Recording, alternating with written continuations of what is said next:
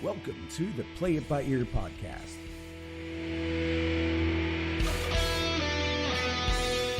The podcast where the topics may vary because, hey, we play it by ear.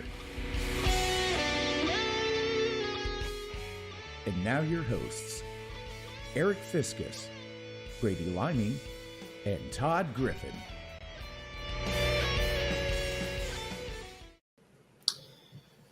Welcome to episode 192 of the Play It By Ear podcast on the 48th anniversary of the release of one of the great albums of all time, The Grand Illusion by Styx. 7/7/77 was the release date. Interesting. It's biblically significant somehow. I know Stryper used to throw out some memorabilia from the stage that had 777 on it, but I think it was the antithesis of 666 is what the... Anyway. Probably. All right. Welcome to my compatriots, Mr. Griffin, Hello. the bass man, and Mr. Liming. Right. Well, not the fish. Not the fish.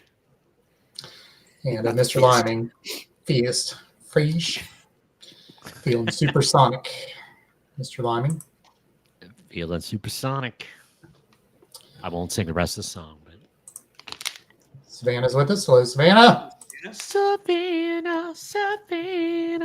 Samantha, welcome. Samantha.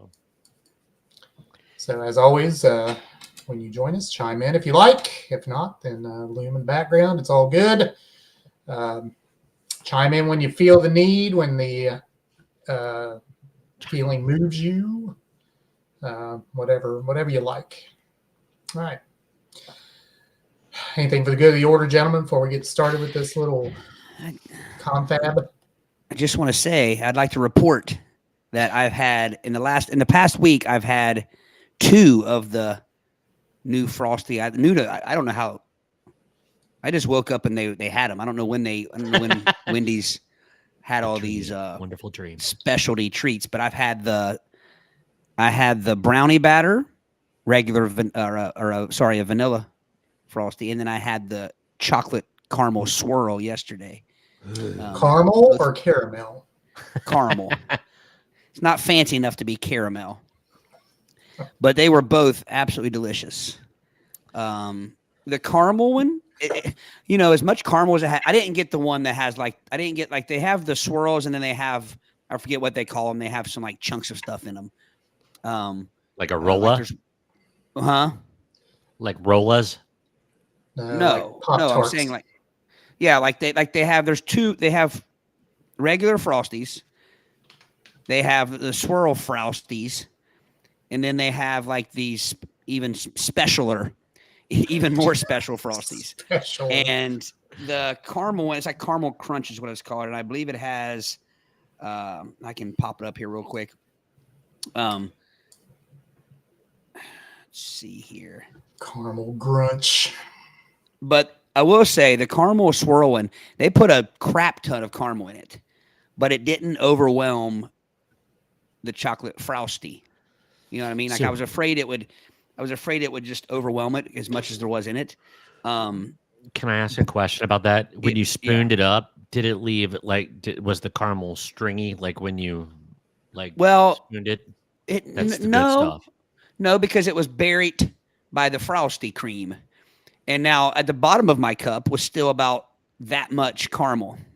Yes. So if I'd had some more of my own ice cream at home, I could have thrown it in the bottom and had myself a little caramel sundae to finish off the treat. Nice. But here, I got it up. I have it up now. Let's see. So the caramel crunch Frosty, it's called the caramel crunch Frosty fusion. It has the caramel and extra toffee pieces on top. So I guess it would be like a Heath or a Score bar broken up on top of it. And then they have the brownie batter. They have the Pop-Tarts vanilla Frosty, which is a strawberry Frosty with Pop-Tart crumbs on top. They have the Oreo brownie twist vanilla Frosty fusion. That one's pretty self-explanatory. And then they have just the regular swirl, strawberry vanilla, strawberry chocolate, caramel vanilla, caramel chocolate, and then the brownie batter. The brownie batter is gritty. Like in a good way. You know what I mean? You know how, have you ever eaten the batter? I mean, it has like the grit. Yeah, I know what you mean. It's got some tread. Some tread. We both did the same thing, Todd. We kind of like the... Yeah. A little bit. So anyway, I highly recommend so far the brownie batter swirl frosty and the caramel swirl frosty.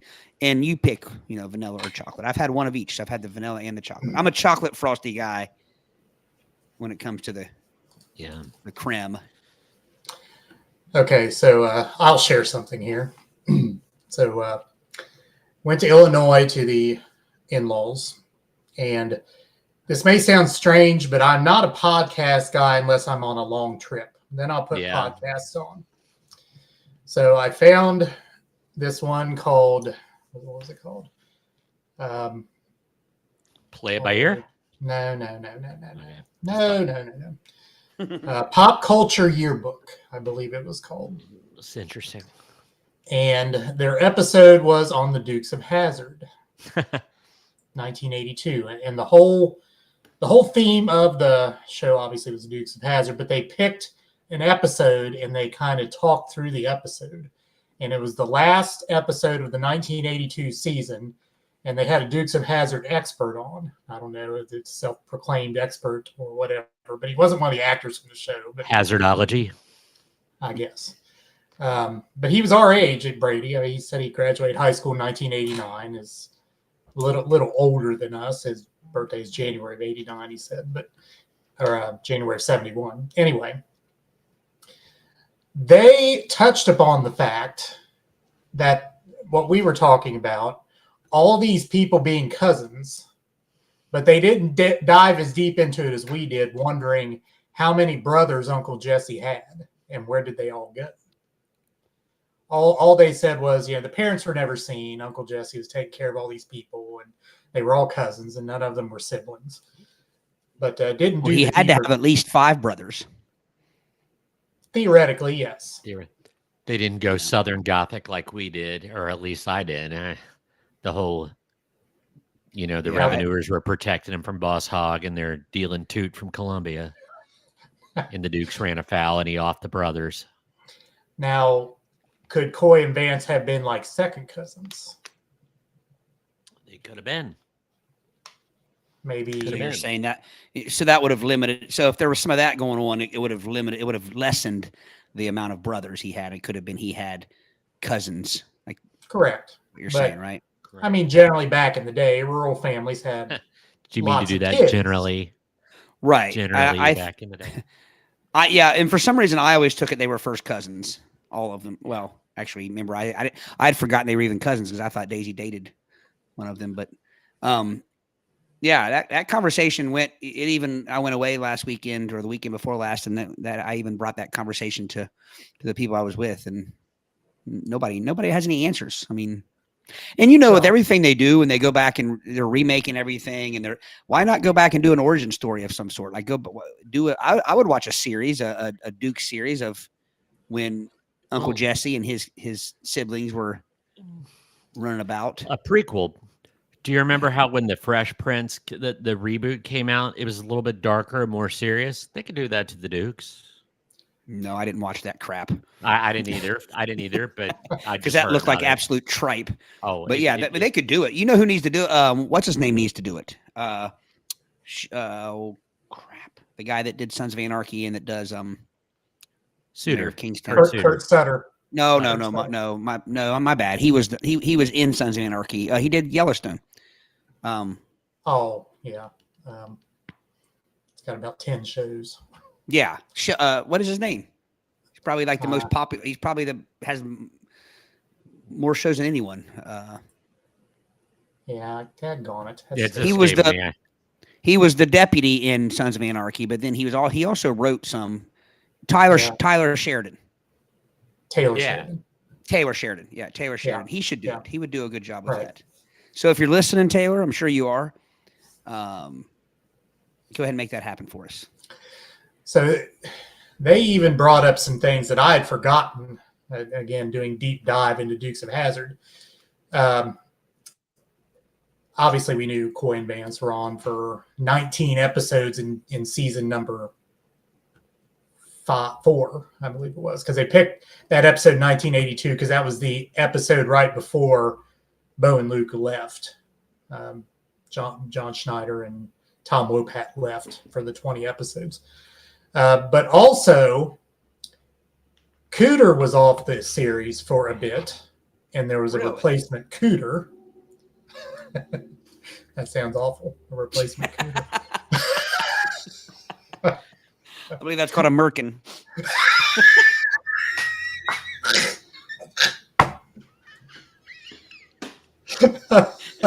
Please tell me that was his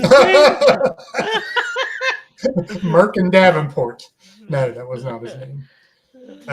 And also, Roscoe was off the series for a bit, replaced by Dick Sargent of Bewitched fame. Get out. Yes, but when they brought it up, I remembered that. And Grady something, Grady Sizemore, Grady something was his name. Who is Grady Sizemore? Was a football player. Yeah, Grady something was his name. Really, the only two characters that did not take a leave from the series were Uncle Jesse and Daisy. Really? Yeah. Oh, what in Sorrel book? Oh yeah, right. Boss Hog. Of course, we know Anus got his own series. Oh, replaced by Cletus, who God rest his soul just passed away last week, I believe. Yes. And the tie-in there, if I was talking about, is that Cletus in real life is the father of Opie from Sons of Anarchy in real life, Ryan Hurst. And there brings this conversation back around. There you go. Yes. So, or if you guys watched Sons of Anarchy, he was also Piney? Alpha. Oh. Did I say Sons of Anarchy? I meant Walking Dead. Yeah. And Brady, he wasn't Piney. I know. Sort of last week. I just like Piney, to ask about it's Piney. Yeah, Piney was Opie's dad in the show, but in real life, Cletus, the actor that played Cletus, was the actor that played Opie's dad in real life. Oh, okay. Yeah. So I thought you meant, okay, gotcha. No, and Sons of Anarchy, crap. Now you got me all messed up. The Walking Dead, Ryan Hurst, the guy who played Opie, was Alpha, I believe, or Omega. Well, I can't remember. Yeah. Alpha or Omega, whichever one was the dude. They had the two baddies there for a while. Anyway. I never watched The Walking Dead. Good stuff, man. First couple seasons are good. Yeah. It had a couple down seasons, but I thought it came back strong. Now, I haven't watched any of the spinoffs. The Limping Dead. It gets spun off and Return of the Walking Dead, and I don't know what all they were called. The Skipping Dead. That didn't go over too well. And plus, there's a couple of the characters have their own spinoffs as well. Yeah. So speaking of doing a series and then doing like the prequel within the series, so I told you too, I'm watching Animal Kingdom, which you really need to watch. No, not Marlon Perkins. Again, it's a different thing. The show Animal Kingdom? Yeah, the show Animal Kingdom. I've heard it was a TNT show, but it's on Netflix. It is good. And usually my favorite shows are people who are not necessarily good people, but they do bad things for good reasons. Yeah. Dr. House. Dr. House being the prime example. The people in Animal Kingdom, none of them have any redeeming factor whatsoever. I mean, they're all just scummy people. Is it gritty? It's very gritty. It's interesting. I mean, I want to watch it. Real quick, by the way, I have to correct myself because I feel like a buffoon. Ryan Hurst played Beta in The Walking Dead. Wasn't Alpha or Omega. He was Beta. My bad. So anyway, I would never call him a beta male, but well, Eric, there's a newer show on called The Waterfront. I've heard of that. Heard of it. Very good. After you watch Animal Kingdom, you should watch that, and I'll start Animal Kingdom. And one of the main guys in the Waterfront was in Animal Kingdom. Okay. As a matter of fact, his mom. Go ahead. Well, go ahead. But I was making a point about Animal Kingdom, which tied into our previous conversation. Well, I was going to look up and see which actor, to see if you know who I'm talking about. So it is. Well, you look that up, and I'll make my point. Okay. So part of Animal Kingdom is showing like how things came about to where the series began, but there was a lot of backstory that they kind of put into like flashback things. I really like that. So the coloring of the scene is different when you can tell it's a flashback, and so the people who are of age in the beginning or the regular series are younger in the flashbacks, and how they all came together, and it is cool. Gotcha. That does, and even when they killed off the main character, her younger self kept coming back in these flashbacks. So it's interesting. The character I'm talking about is Darren. Yeah. Darren Cody, who is Jacob Weary in real life. He's in the Waterfront. And for you soap opera fans, his mom is best known as Reva Shane in Guiding Light. Reaver. I remember her. I remember Reva. Never watched Guiding Light. The Waterfront is 8 episodes, but there'll definitely be a season 2. Got it. All right. Anything else on that little? No. Climbing back out of the rabbit hole. Yep. Finish this bracket. Yeah, Todd has a bracket to finish, and Brady has something else to talk about, and we'll do a game as well. So that's what we got. I want to say hello to all of our people that's checked in, Caden and Cameron. I was cracking up at first because it said Cameron just entered space. I'm like, oh, Cameron's doing some illicit substances. But then the second one says just entered space, so it means outer space. I was wondering, like, Cameron just entered Where space. are you seeing that? Where did you see that? It's on my chat stream. There's Chris with good evening, fellas, and then Cameron just entered the space, and Caden, good evening. I don't see Cameron. I see no Cameron. Yep. I see Chris and Caden. They entered at in Gene 72, just entered the space. I don't know where you're I'm not seeing any of these people. It's 709. Yeah. So, and Jameson 96 just entered the space at 711. All right. Well, again, I don't know how you're seeing all that because I'm not seeing it. No. And I'm wondering if those are real people. I'm wondering if those are real people. None of those names sound familiar. If you're real people, we know you. And if you are real people, thank you for joining us. You know, my bet is they're not. My bet is because there's no what do you call it? Like some people are checking in on Facebook and some people are checking in on YouTube, and it's got the logo. And Gene and Jameson and Cameron have nothing next to their names. Yeah, I mean, I guess they could be new listeners, but I've never. Caden, though, I will answer your question. Yes. I have not had the Thin Mint Frosty, although now that I think about it, Caden, I have some Thin Mints in my house, in the freezer, of course, where they should be kept. And I could go get a brownie. It wouldn't be the mint ice cream. I don't know if that's what it had, but the brownie batter Frosty swirl with some Thin Mint crumbles, and it would be very good. Does that sound like it would be good, Caden? Would that be close enough for now? If I got the brownie batter swirl and pure then bliss, he some, says. Huh? It says pure bliss. Yeah. Well, I think that's the one. That's the one they actually had. But so I'm trying to make my own. I'm trying to make do. Your concoction. Yeah. Let's finish the bracket. Well, let's show people where they can find us. Facebook, X, Instagrams. Like and follow us there. Where are we at on Facebook followers? Haven't checked lately. 960 something last time I checked. Yeah, we had a nice little surge and then it got stuck. Share us out, people. Help us out. 968 is what I'm seeing. All right. We need 32. Need to find 32. Get us over 1,000. So do that for us. Listen and watch us on YouTube, Spotify, Apple Podcasts, Twitch, Rumble, iHeartRadio, Kick, and Trovo are our two new ones. I don't know if anyone's actually watched us there yet. Trovo. All right. With all that, Todd. So we have our Final Four matchup, and this was best road trip snacks. Hello, Mrs. Liming. From our, I don't remember I don't have the picture in front of me, so I don't remember what the regions were called. I think gas station staples. Yeah, something like that. So our gas station staple. I know that was kind of hard to say.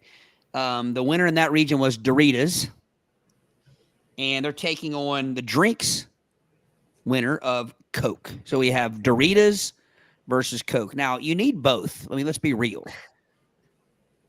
True that. But if you could only pick one, what would you pick? Coke.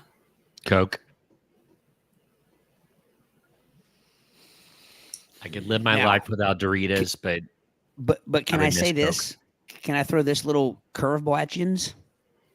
I don't consider a Coke a snack, but it's in this bracket. So you know what I'm saying, though? Yeah. I mean, I've never been like, man, I'm starving. I got to give me a Coke. Are any of the drinks a snack? No, but I'm saying I got to find some way to vote. I mean, I got to find some way to narrow it down from my brain. Coke for me. I definitely drink more Coke Zeros than I eat Doritos. But I think I'm going to go Doritos because here's why. I typically have water with me as well when I'm traveling. So I have my drink taken care of. I like Doritos. So therefore, I would probably pick Doritos over a Coke. Mm-hmm.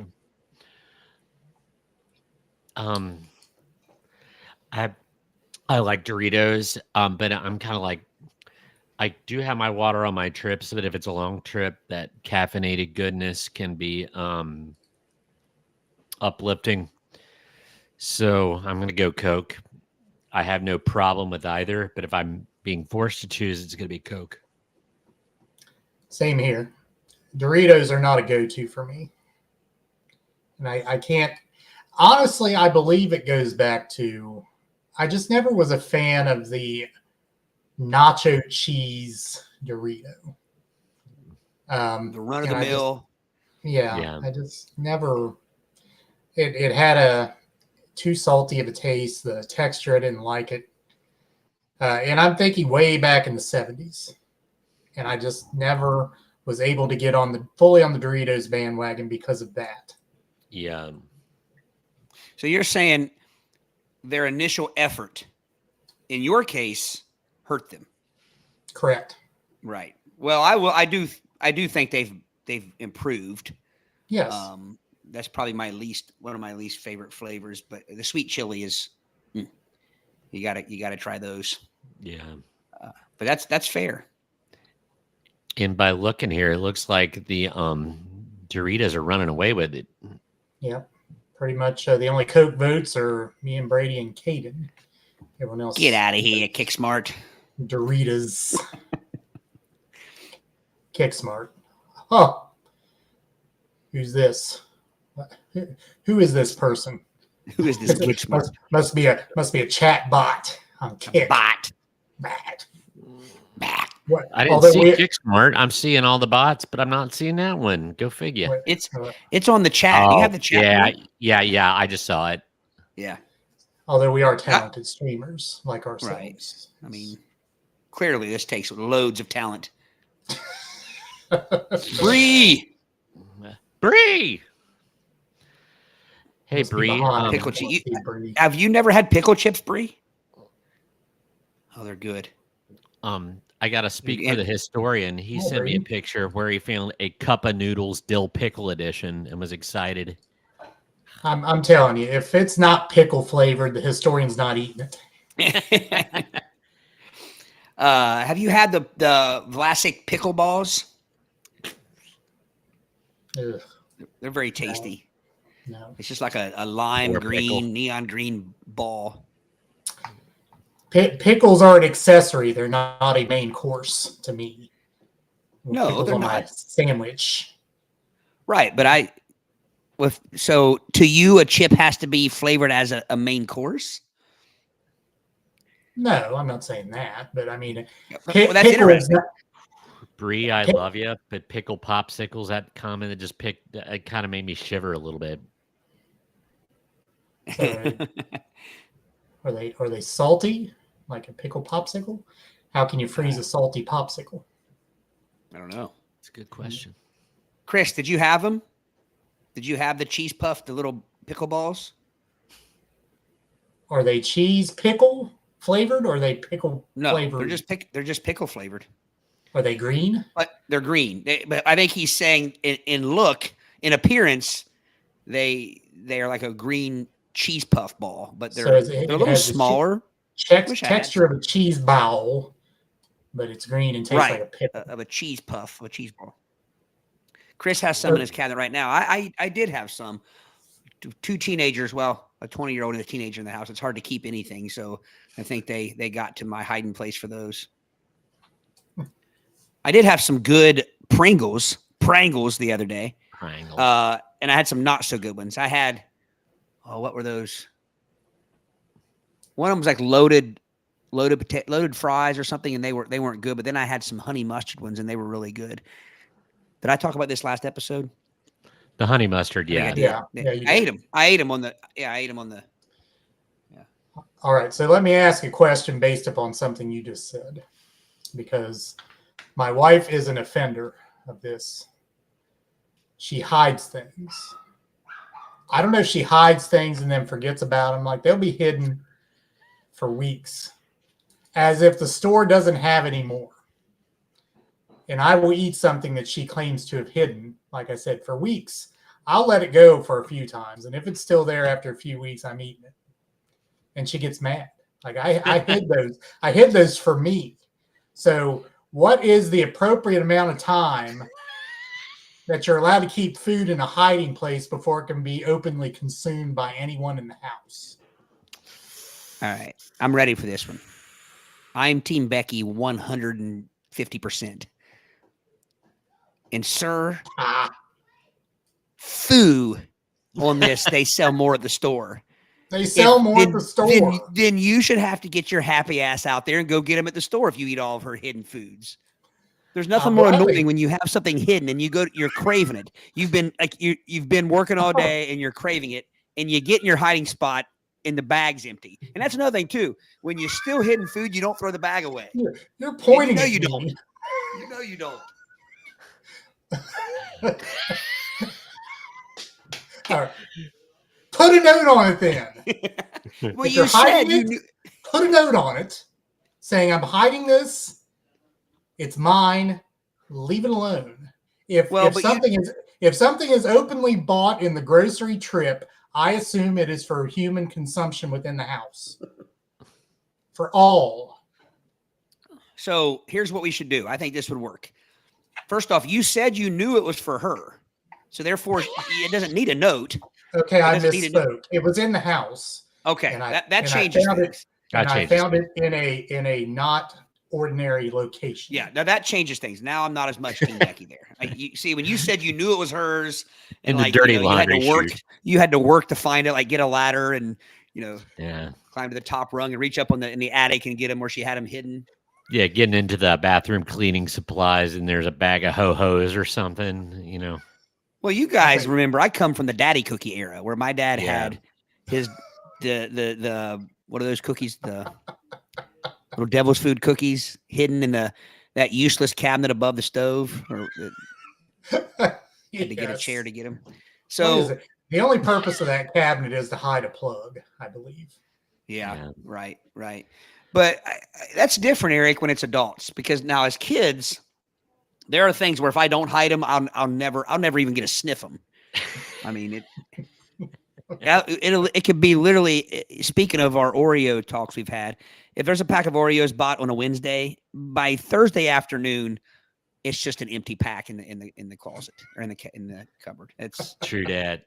yeah. True So if that's, I do have to hide them. But the funny thing is, I think the difference with teenagers is they know I hide them and they're just too lazy to go get them. Yeah. To where, you know what I mean? So it's kind of like out of sight, out of mind. They know there's food hidden, but they don't. But the adult thing's different. I think that first off, it should be marked as yours, whoever's hiding it. And there should be a time frame. Like, hey, if I don't come back and eat these in 5 days, whatever, then you're free to eat them. So, yeah. I got a comment on Chris's comment. Ever crave some leftovers the entire workday and come home to find out it's been ate or thrown away? Yes, and yes. At school, I had gotten 2 Arby's roast beefs and cheddars, and I saved one for when I got home because I was going to have to run to do something else, and it had been consumed, and I about wept openly because I came running in there like the house was on fire and I was going to save a child. Go to get that fridge, and it was gone. And I saw the crumpled wrapper in the garbage can, and I about cried. Who ate Other it? one, what? Who ate it? Nobody ever fessed up to it, but I kind of think it was Reagan, but I can't prove it. What's with these bots? I don't know. Why are the bots on our? But the other one was my orange cinnamon rolls that I put a cover over them and set them up so the dogs would not pilfer them from the counter. I put them on top of the ice machine, and they were thrown away. And that about made me weep, too. So, yeah. All right. So you're saying the normal amount of time that you go to the groceries to make grocery store trips should be the beginning and end of the hiding phase of the food. I think that's good. That's Bree fair. said 24 That's hours, right? No. Yeah. Yeah, Bree said 24 hours. Bree said 24. And no, Bree, no one stole my lunch money. You know why no one stole my lunch money when I was a kid?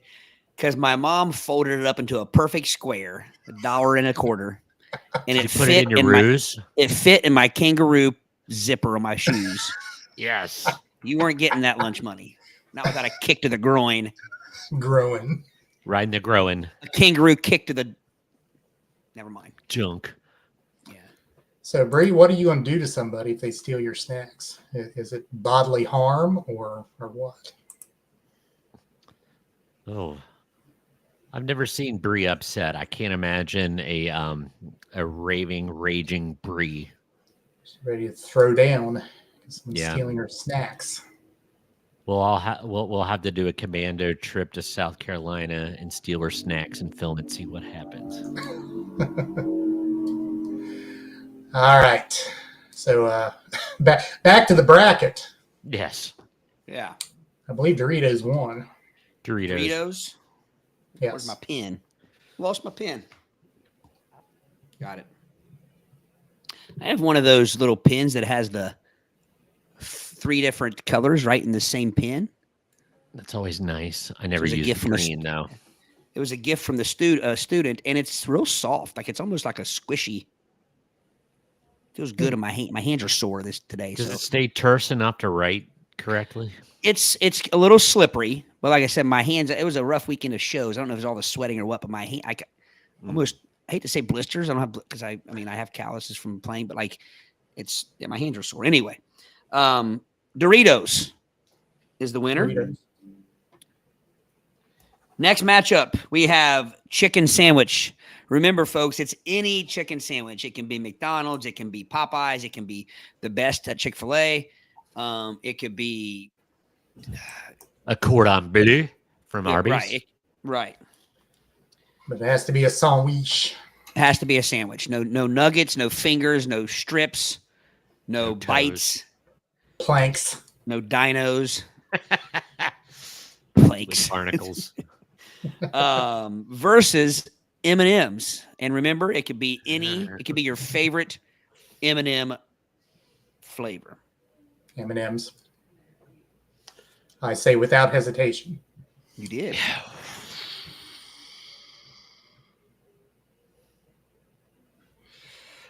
I'm going to stick to my credo back to my dad that we didn't go to the drive-thru except for lunch, never to snack. So if we stopped for Chick-fil-A, it was not a snack. It was lunch Right. or a meal. So by my very own constitutional DNA running through this, M&M's, even though I would prefer a chicken sandwich from Popeyes or Chick-fil-A. But in this case, I got to be true to myself, M&M's. It kind of goes back again. This whole thing is, which I think is the only thing that makes this an interesting bracket, is because you have so many things that aren't really snack. Because I'm like you, I've never been like, I could use a little snack. I'm going to get a chicken sandwich. Much like I don't get a Coke if I want a snack.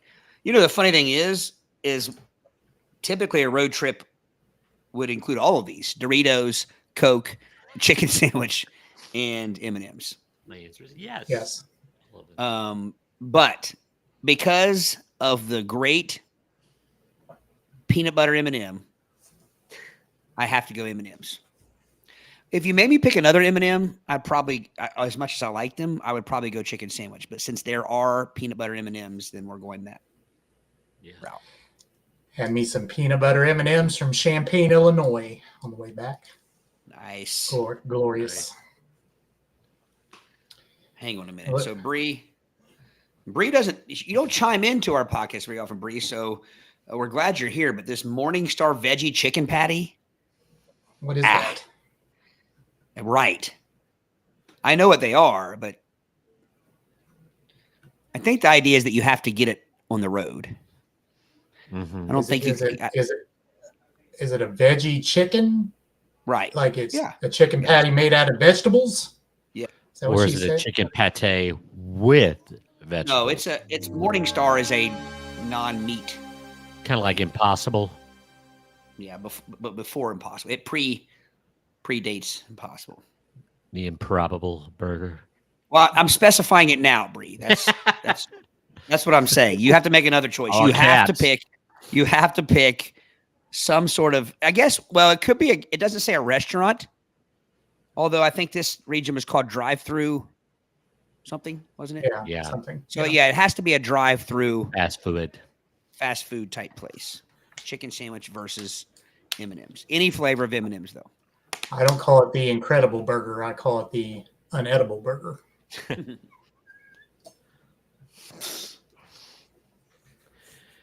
Oh, I think we're seeing her spicy side come out with the all caps, Todd. We're seeing it. Todd. You got Todd. I can hear the tone. I've been called worse. Todd. You've been called worse today. That's right. I'll probably be called worse before the end of the podcast. But that reminds me of the Christmas Vacation. The neighbor, when what does she say? Yeah. Why is the carpet wet, Todd, or something like that? Yeah. I think M&M's is winning this. Yeah, M&M's it is. So which brings us to, this is going to be a third down. M&M's versus, well, hang on a minute here. I have a question. You tried the hot fudge and peanut butter shake yet? Where at? Yeah, was that one? I've had hot fudge and peanut butter shakes before. But are you? You have to refresh my memory if we talked about it in another episode. But if not, if you're talking about a certain location, I can tell you. But I've had that combo before. I like it. Got to watch the hot fudge, Joe. You don't want it to taste like ashes. Is that right, Brady? That is true. Served by 99%. Yeah. So we have Doritos versus M&M's. People staring at you as you buy it. Gosh, took a bite of that. Like, it's horrible. I still remember when you.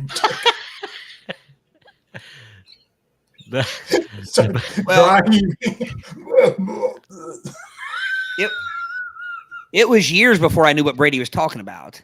All I knew is that you guys always made fun of him about it. And then you one haven't day, heard the story. No, but you can tell a story. But I will say this: there was one day at UDF, where I had it a hot fudge sundae, and the hot fudge was burned, and it tasted like Brady said. Now, I would bet $1 million that there were no actual ashes in Brady's shake. It was burnt hot fudge. Is what I'm going with. Yes, but in that particular establishment, you really didn't know. I mean, the fact that it was up for debate in your mind, it could have been one or the other. Right. Oh, all I know so it was a small dairy bar in Ripley, Ohio, at our friend's across the street from where our friend lived, and I went and ordered the Boston Shake. And you had to endure the indignity of when you walked into this place, everybody looked at you like you were an interloper. And it was like that scene on My Cousin Vinny when he walks into the pool hall. Screech, Yeah. And I got my Boston Shake, and it can't make this little detail up, but there was a lady that the server wore a T-shirt that said 99% B word, 1% angel. Well, anyway, I slurped my Boston Shake, which also had a spoon in it, and I put that in my mouth, and it was just like I licked the bottom of an ashtray in a bowling alley circa 1978. It just was like gut pucker, go ashes. Horrible. And Eric's laughing so hard because he saw my face after I. God, it was nauseating. If I'm sure the historian could tell us which episode it was, but if we first talked about the great It's Boston been a Shake, while. I think it was like episode probably the first 5. Probably the first 5. Yeah, and so if you're not familiar with a Boston Shake is it's a hybrid. It's a cross between a milkshake and a sundae. It's a milkshake with a sundae on top. Yeah. So the inside of the milkshake is an with island a of sundae. Yeah, it's because you drink it first. You drink all the shake, and then you dig your spoon out and you have a go at the sundae.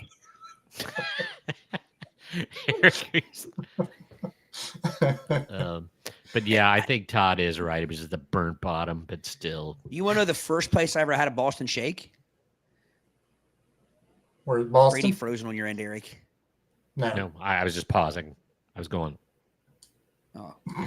No, I'm having a lot of connection issues. I don't know if it's my end or yours, but Brady's freezing a lot. The first place I ever had a Boston Shake was the dairy bar over in West Union. Oh. You know the one that was right at the end of 136 and what is the road 41? going into West Union? 130 or no, 125 and 41 where they meet, right? Right. You remember that dairy bar that was right there? Yeah. That was the first place I had a Boston Shake. Over there seeing the cousins. Whoops. I think he's frozen. Yeah, he is a bit frozen. Says his connection is unstable. Yes. There he is. There he is. There he's back. He's back. Yeah. There you are. I said, were you over there seeing the cousins? Oh, probably so. I'm trying to look and see what, because this is such a strange thing. Like I always tell you guys, like when you guys are saying my connection's unstable, you guys are the ones freezing up, and my connection says strong. It's like it doesn't.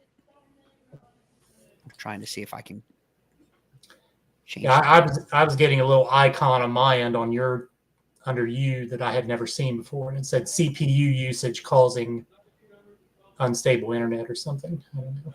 Gotcha. Anyway. Is it better now? Yeah, it's better now. Yeah, it is. Tell my family or ask them nicely, I should say, to get off whatever they're doing.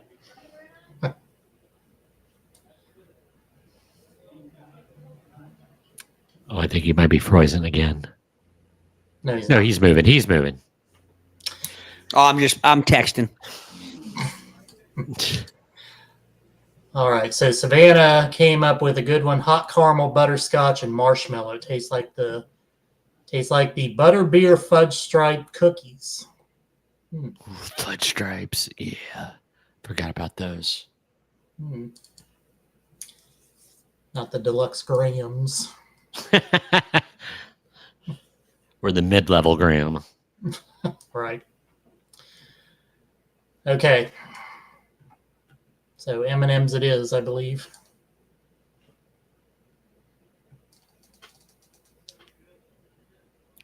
M&M's over the oh, I forget. It won over the chicken sandwich. So is it winning over the Doritos? Or have we progressed that? Well, Okay. M&M's. Let's see. I voted M&M's, didn't I? I voted M&M's. Yeah. So we have 3 M&M's. Chris votes M&M's. I vote M&M's. Yeah, M&M's is run. It's not even. I see no Doritos votes. All right, we have a winner. I thought there was one up there, maybe. M&M's. I believe it is. I think. Yep, it is. I thought I saw some Doritos votes, but I didn't. Yeah. So, which you know what, this shouldn't surprise us because M&M's are a nice, sweet treat, crunchy, lots of different options. Not messy. Not messy. Multiple size bags. You know what I mean? Like you can get all the way from fun size to the party size to the family size, all that stuff. Not fun. Platoon size. All right. Well, that ends. What is that? Was that a 3-week bracket or 4-week bracket? That was 3 weeks. 3 We weeks. had to put the cherry on top. All right. Okay, before we start into Brady's topic here, I want to remind all of you about July 27th at Sons of Toil, our live podcast episode, starting at 5 o'clock, live at 5. Again, July 27th, which is a Sunday at Sons of Toil. And hope to see you all there. Share that out. I haven't looked at that or Facebook. Let me look at that real quick to see how many people we've gotten interested in that. Brady, you can go ahead and start in on your... Start wading into my topic du jour. Yep. Well, I came up with this topic. Not came up with it, but I got to looking around and everything. And we just came off 4th of July, America's birthday, and celebrating all things America. And then I found an interesting list of things that Americans, it's totally fine here in the United States, but in other countries, it's considered rude. So something that we take as totally normal and not out of the ordinary. In other countries, this is considered bad manners or outright offensive. So I'll start off with this one, and this one is really interesting to me because this is going to get some debate going because I actually cannot wrap my head around what the opposite of what we do. But anyway, in other countries, it is considered really bad manners to sit in the back of a cab first. While it's customary for Americans to hop into the back of a cab, in Australia, New Zealand, and parts of Ireland, Scotland, and the Netherlands, it's considered rude not to ride shotgun. In the United States, they will sigh reluctantly to move their newspapers and lunches from the front seat. But in other countries, it's considered egalitarianism. So if you sit in the back, that's like, Jeeves. But in the United States, that's kind of the personal space unless there's a crowd getting in. I've never been in a cab. Or an Uber. I think it applies to Uber too. Right. I've been in, I guess I've never been in the traditional like yellow cab, like the taxi. Lots of Ubers and transportation services between hotels, things like that. But I've never been in an actual yellow cab. I hate sitting in the front. Oh yeah. If I've with an Uber. And I think it's our Americans' personal space thing, but like just in October at Disney, we would Uber from the hotel over to the park place, and one time was even a sweet Tesla. It was awesome, but because there was 4 of us, I would always sit in the front, and it always made me feel weird, man. Always made me feel weird, and it's exactly what they said. They were moving stuff, I've been in one cab. One. In 1996 in Washington, D.C. Yeah. Jennifer and I were there. We had walked, and we were sick of walking. We took a cab for a half a mile, and it cost $9. Gosh. Back in 1996. So $9. probably today, at least twice that, I would say. Yeah. But my question is, how are cabs even still a thing? Are they? Yeah. In the Bahamas, it's nationally mandated. They have kept Uber out. I don't know if that's still the case, but it was nationally regulated and everything because the tourism industry was like a lot of people, that's their livelihoods. So ride sharing and everything was kept out, but I don't know if it's finally crept in or not. There were even cities in the United States where they fought to keep Uber out.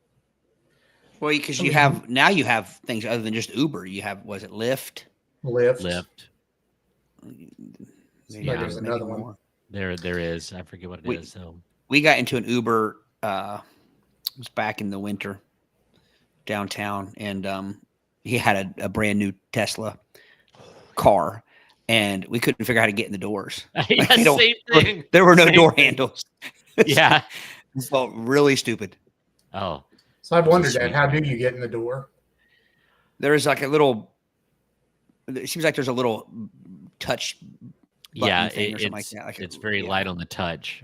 It's on the handle. Yeah, Like there's no there was no real handle. Like it was just kind of but there's an outline of a handle. Yeah, there's an outline. I think, yeah. Ridge knew it because he saw it on YouTube. Yeah, I think that when you touch that or hover over it or whatever, it kind of makes that handle. Hoover. It puts it in use. So, I mean, I figure in places like New York City, there's probably a strong cabbie union. I don't know if it's a union, but they probably... that's what it's about. They probably grease the palms of the powers that be, and they keep the rideshare people out. But like Cincinnati, are there still cabs in Cincinnati? I don't know. I don't ever remember seeing any. So we had this has been years ago. I may be wrong where we were, but we were out of town with some friends, and it was the hotel. Like the hotel, you know how some hotels have their own shuttle services, basically. Yeah, right. And we had this driver, and we had him like the whole. I think we had him like multiple times that weekend. It was M3. We were in, so we would have been in Maryland, and drove like an absolute bat out of hell. Like it was, I mean, like nerve wracking the whole time. But we would watch him, and he had a Mountain Dew bottle in like the middle console, and he would literally use the Mountain Dew bottle like a shifter. Like his hand would be like, yeah. So I don't know if in his mind he was like shifting and like was like racing. Like I don't really know what. Playing video games or something. Yeah. It was very interesting to watch. Was this person mentally unstable? No, they seemed fine. They were just a very aggressive driver, and I'm guessing that they maybe just boredom or just a habit. I don't know. I mean, yeah. All right. It was a minivan. It was like it wasn't like a sports car or anything like that. It was a minivan. Okay, this next one's interesting. Throwing a thumbs up. In a lot of countries, especially in the Middle East, Latin America, West Africa, and Russia and Greece, thumbs up basically has the same meaning as holding up the middle finger does in the Americas. So, kind of means up your anus, doesn't it?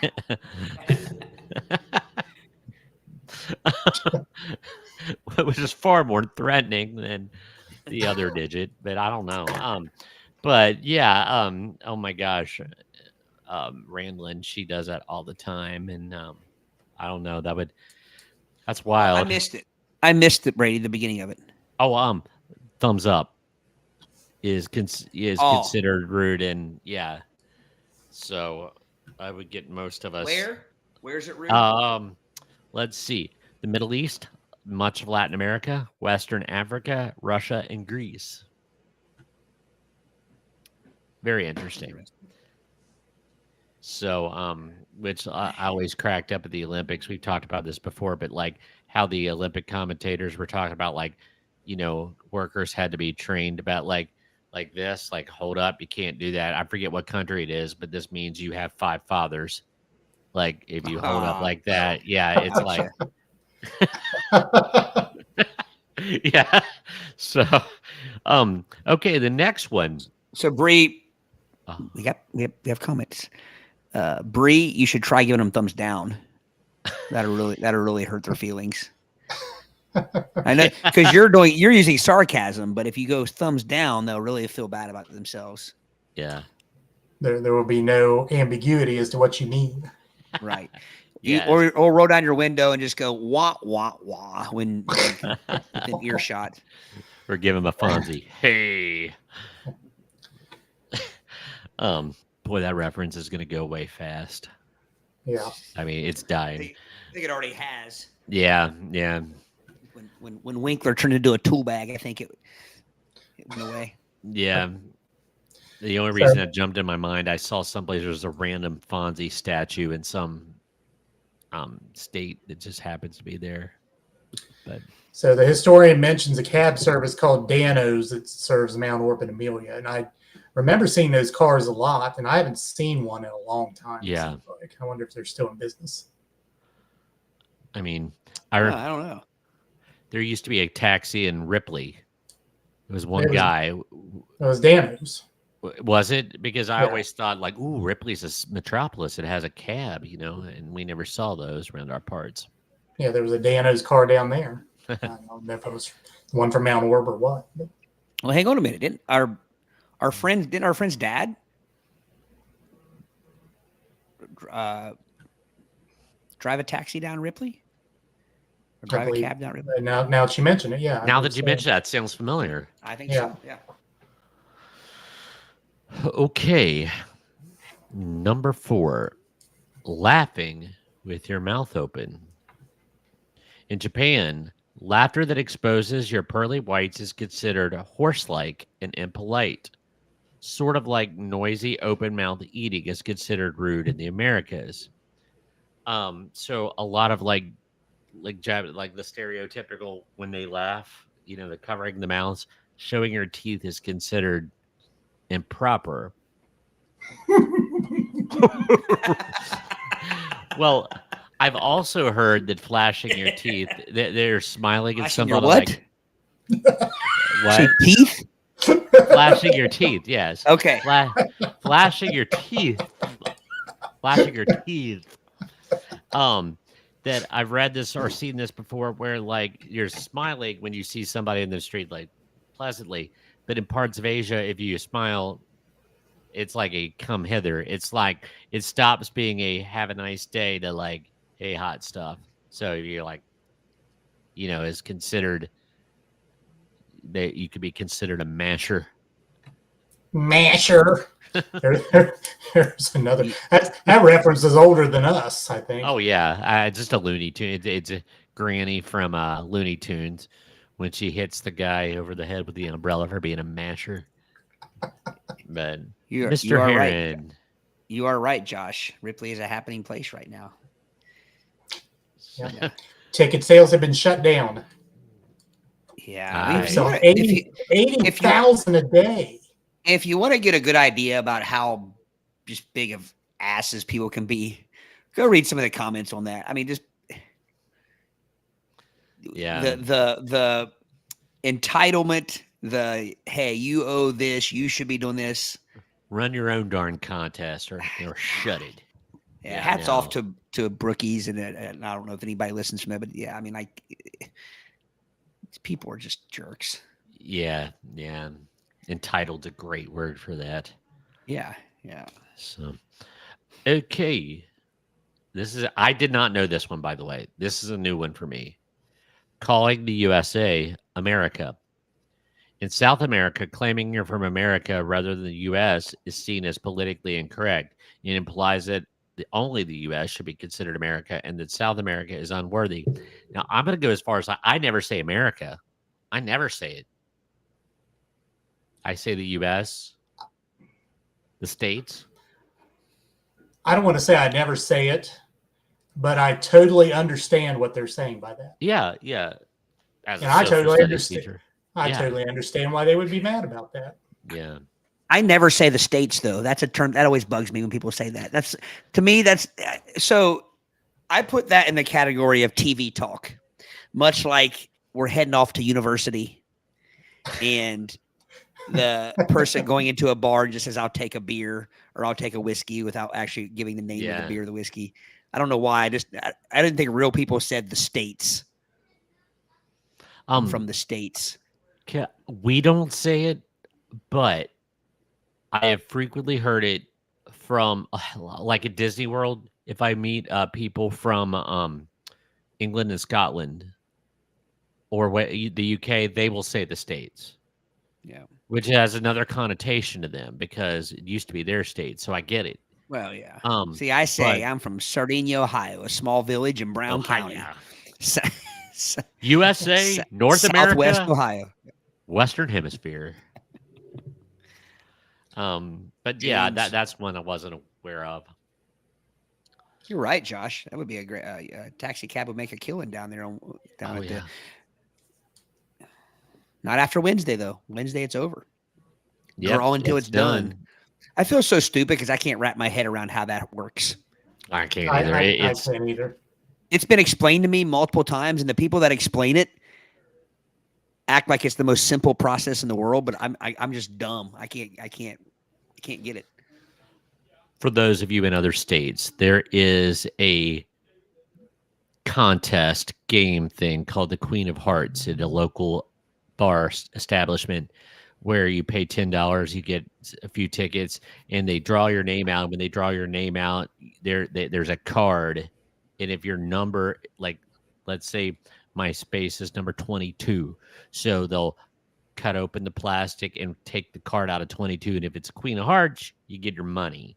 See, Brady understands it more than I. See, you already way back past my understanding of it. And I still could hardly follow it as he was explaining it. Yeah. So Queen of Hearts. It's over $1 million. Let's just put it that way. So the Queen of Hearts has not been drawn. So the jackpot. Yeah, each week that it's not drawn, I do get that. Obviously, each week that it's not drawn, the jackpot increases. I didn't know you lived in Canada, Chris. Oh yeah, we need to have him on for an episode. Can I brag on our friend the historian?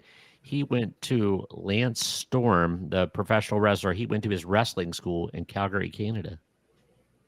Well, see, Chris could help me out because at most Vinyl Countdown shows, we usually have a conversation in between songs about our 9 favorite Canadians.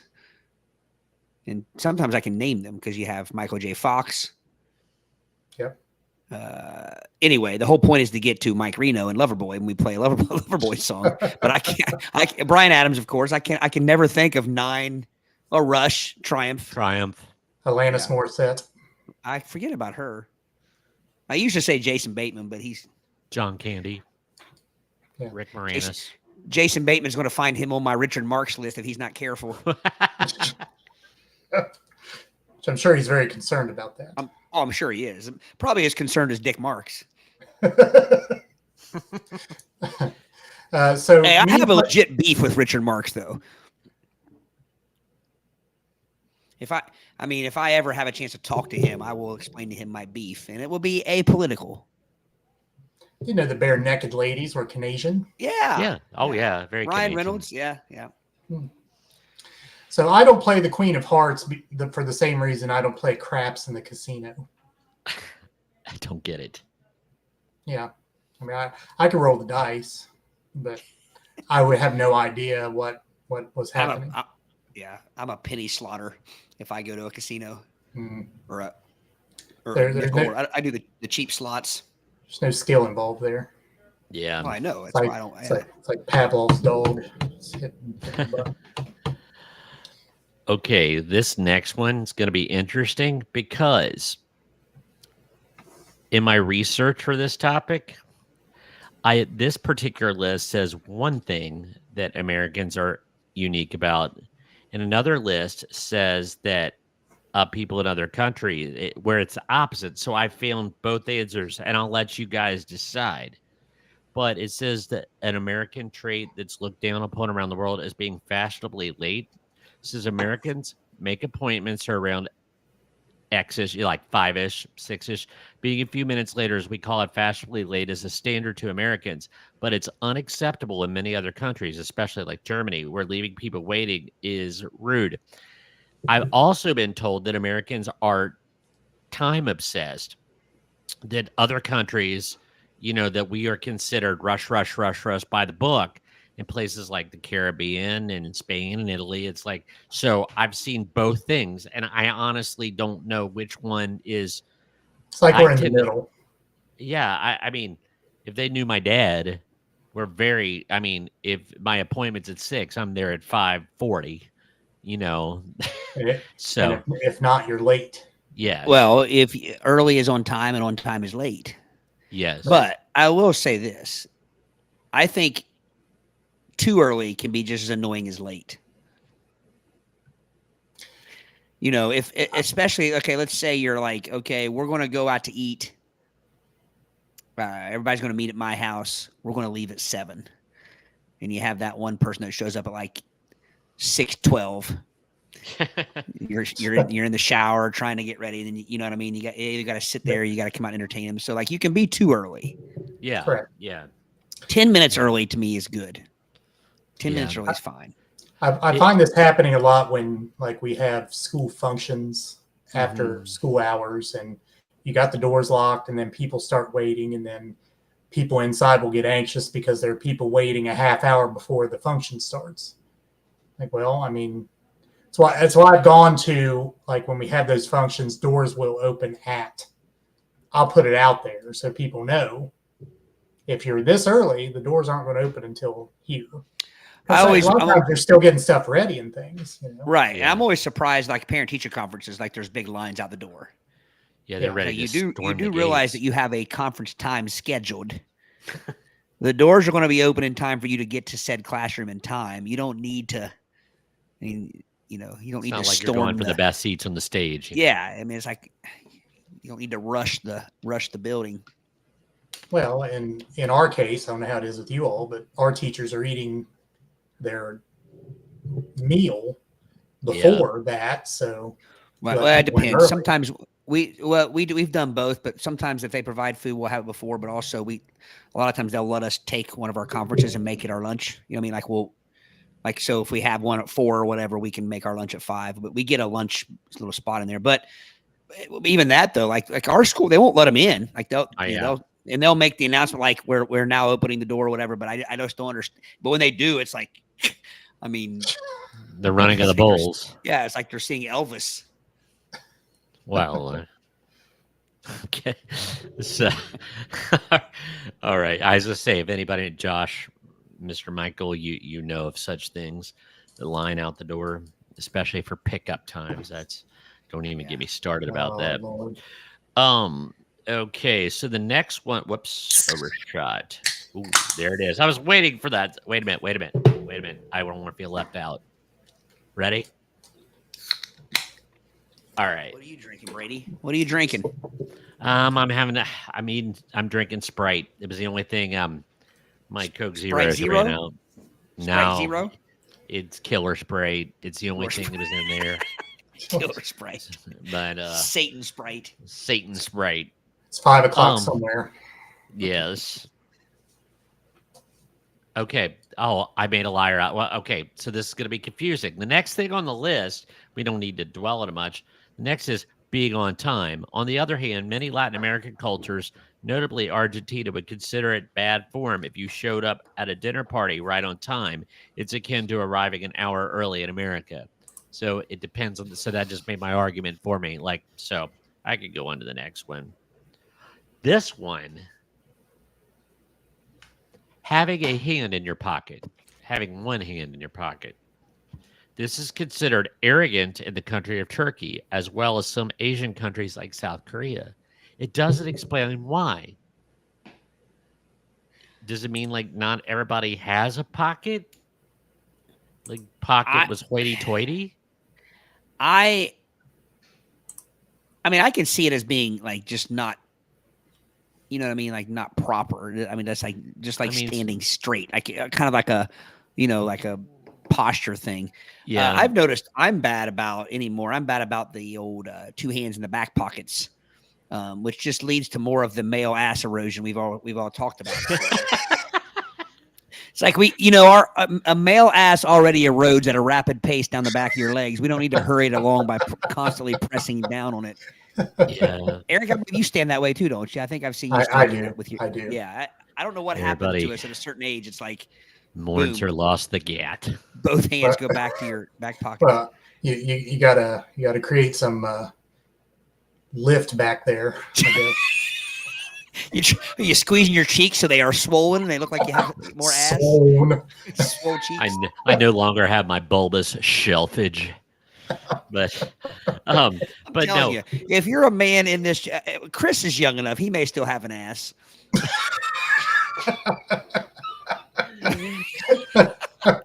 And I'm betting James. Who else we got here? Josh is pretty young, isn't he? How old is Josh? Who do probably we have young here? enough to still have a glute. Josh and Chris are about the same age, I think. Okay, so Josh probably still has an ass. Put it this way: if you're above 35, would you say 35? 35 for him. Yeah, if you're above 35, you're walking around pretty much assless, guys. I don't think mine will But bring Josh- the girls oh. to the yard anymore. I wouldn't have guessed that. Josh is 43. Then I don't know, Josh. Pretty hit or miss at this point with your ass. Well, I was wondering if anybody was going to make a pocket billiards joke.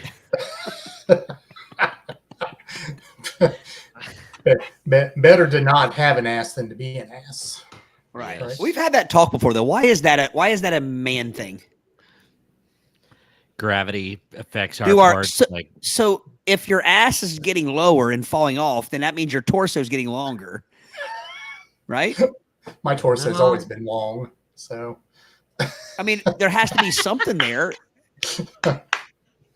I mean, the shelf that your ass hung up on has to still be there. So I think that shelf becomes just longer torso meat. and I wonder why these dungaree companies have not come up with dungarees for those over 40. Like the butt wonder lift, Brazilian butt lift Yeah. pants. Well, and maybe these young people that wear the pants that fall way down and stuff. I sound like an old curmudgeon now, but like if you wear your pants, maybe they're just ahead of the game. They know that's where their ass is heading anyway, so they're just meeting it there. I was gonna say I do now, but I don't mean to. My dad would always yell at me if I put my hands in my pockets if it was cold. If we were walking the bike, you're going to get a piece of ice, you're going to slip, and you're not going to be able to break your fall. Yeah. Well, Dad, that's over preparation there. Well, that'd be worse because when you put your arms out, that's when you break them. I'd rather brain myself than break both of my arms and wrists, Right. man. But We anyway, all knew those players that couldn't take a charge without breaking a wrist. yeah, Right. yeah. I can see tuck that, Brady. chin. Tuck that I can chin see and that, fall. Brady, because depending on where you are, you hate to say it, but if you're in a dark downtown area and you're walking back to your car or something like that, it's probably best to have your hands out of your unless you're carrying. Then you I'm can have always your hand in your carrying. pocket. So You missed it, Brady. You're always packing, is what you should have said. yeah. No. You have your hands in your pocket and you have your keys, like Yeah, between your- like Wolverine style. Yeah. But it'll slip out. I gotta be careful here. There's so much I want to. If you keep your hands in your pocket, it won't slip out. Yeah. Now this one. Oh, sorry. Thanks, Celia. You're Thank exactly you, right. Celia. Yeah. Why not? You should invent them. It may slip out with your hands in your pocket. Your shorts are short. And watch that.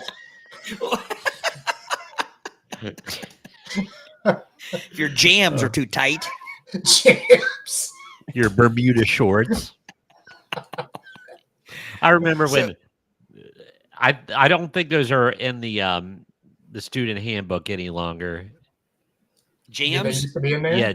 Yeah, they were put in our student handbook because that was such an 80s thing. Why has that not ever come back around?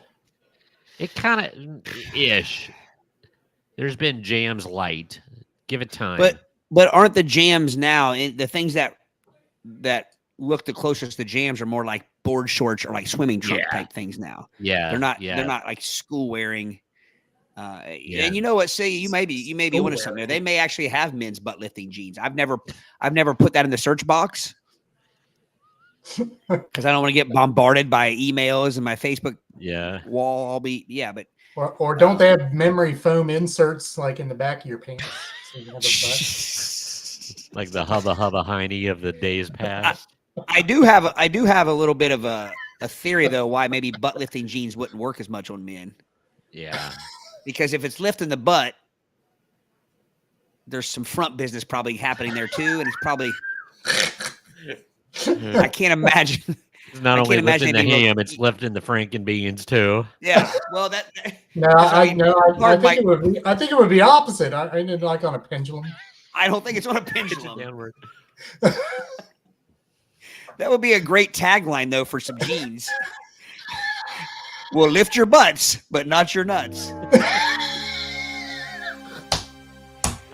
Let's get on that. For you people that are unaware, you don't necessarily want those lifted. Like, well, I mean, unless you're sitting on them or something. Like that guy on the Instagram reel. Makes me laugh every time. The problem with the skinny jeans though, Josh, is the thighs. See, you need something kind of. Now I wear even I'm not my fittest right now. I still wear a slim cut only because I'm so I'm not a big guy, so I don't wear the baggy jeans. But skinny can't do that. Yeah. Have you seen that picture of like the little?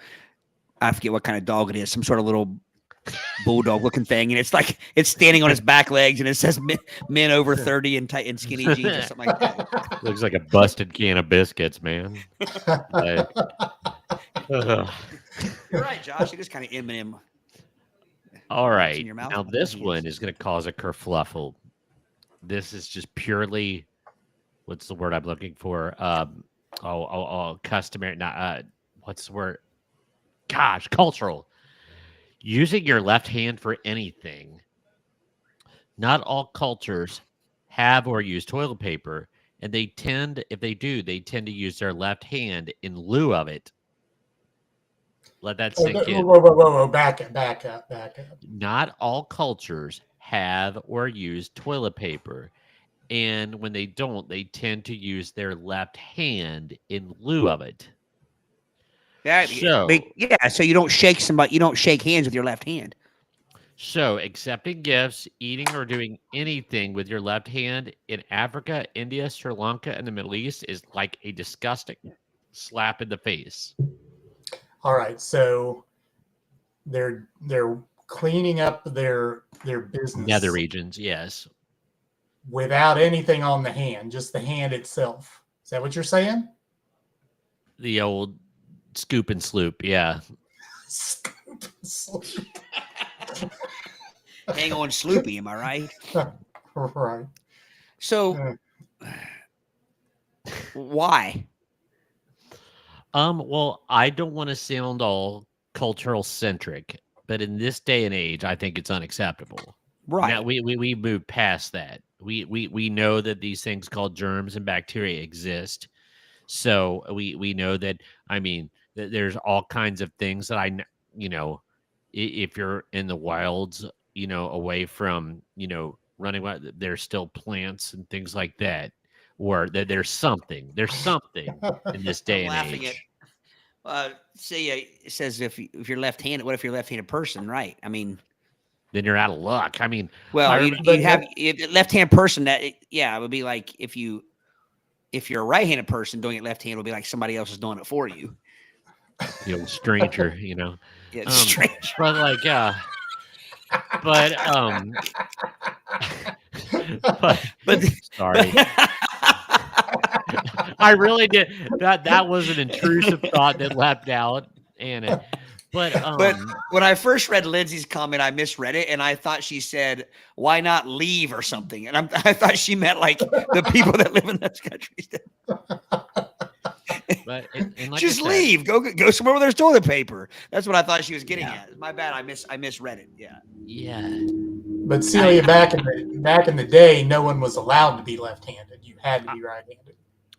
I've read, and I forget, and I don't want to say the culture. It's just a third world, which is probably offensive now anyway. But anyway, that a lot of left-handed children, if they were left-hand dominant, they were killed. Like if the child in toddlerhood started exhibiting left-hand tendencies. In fact, there is one of the satanic churches, that their book was called The Left-Hand Path. They followed the left-hand path, and it was considered satanic. So, and Celia, my dad was left-handed too. The Mouseman was left-handed? Yep, which is why he taught me to bat left-handed, but I threw right-handed because I was mimicking him. He showed me the way, he also said it maybe a step closer to first base, which is true. But, so. I see. I have any Barbie dolls. Yeah. Or Wendy's hand puppets in some cases. But I lies. agree with Lindsay though. Now that I read her comment correctly, I agree with her. Like, I mean, wherever you are, there's probably some grass, some leaves, some water, like a dead rodent, something you can. A dead rodent. Dude, if there was elephant Dieffenbachia growing someplace, that would take care of you for a week. One leaf. Sorry. Yeah, I'm going to assume that's a really big leaf. I don't know what that is. It is. You could look it up, Eric. Do we have I can't even spell it. How can I look it up? Did you say elephant, Brady? Elephant Dieffenbachia. I'll look it up. You pretty much know if it has elephant in the title, it's big. Generally. Samantha's left. Do we have any other lefties? Is Samantha our only lefty? And yes, John, you are late, and it is off the rails. Never. We're always right on the rails. We're always right up against them. Sorry, I was trying to find you. Here we go. I got it. Grandpa Joe's a piece of crap, Chris.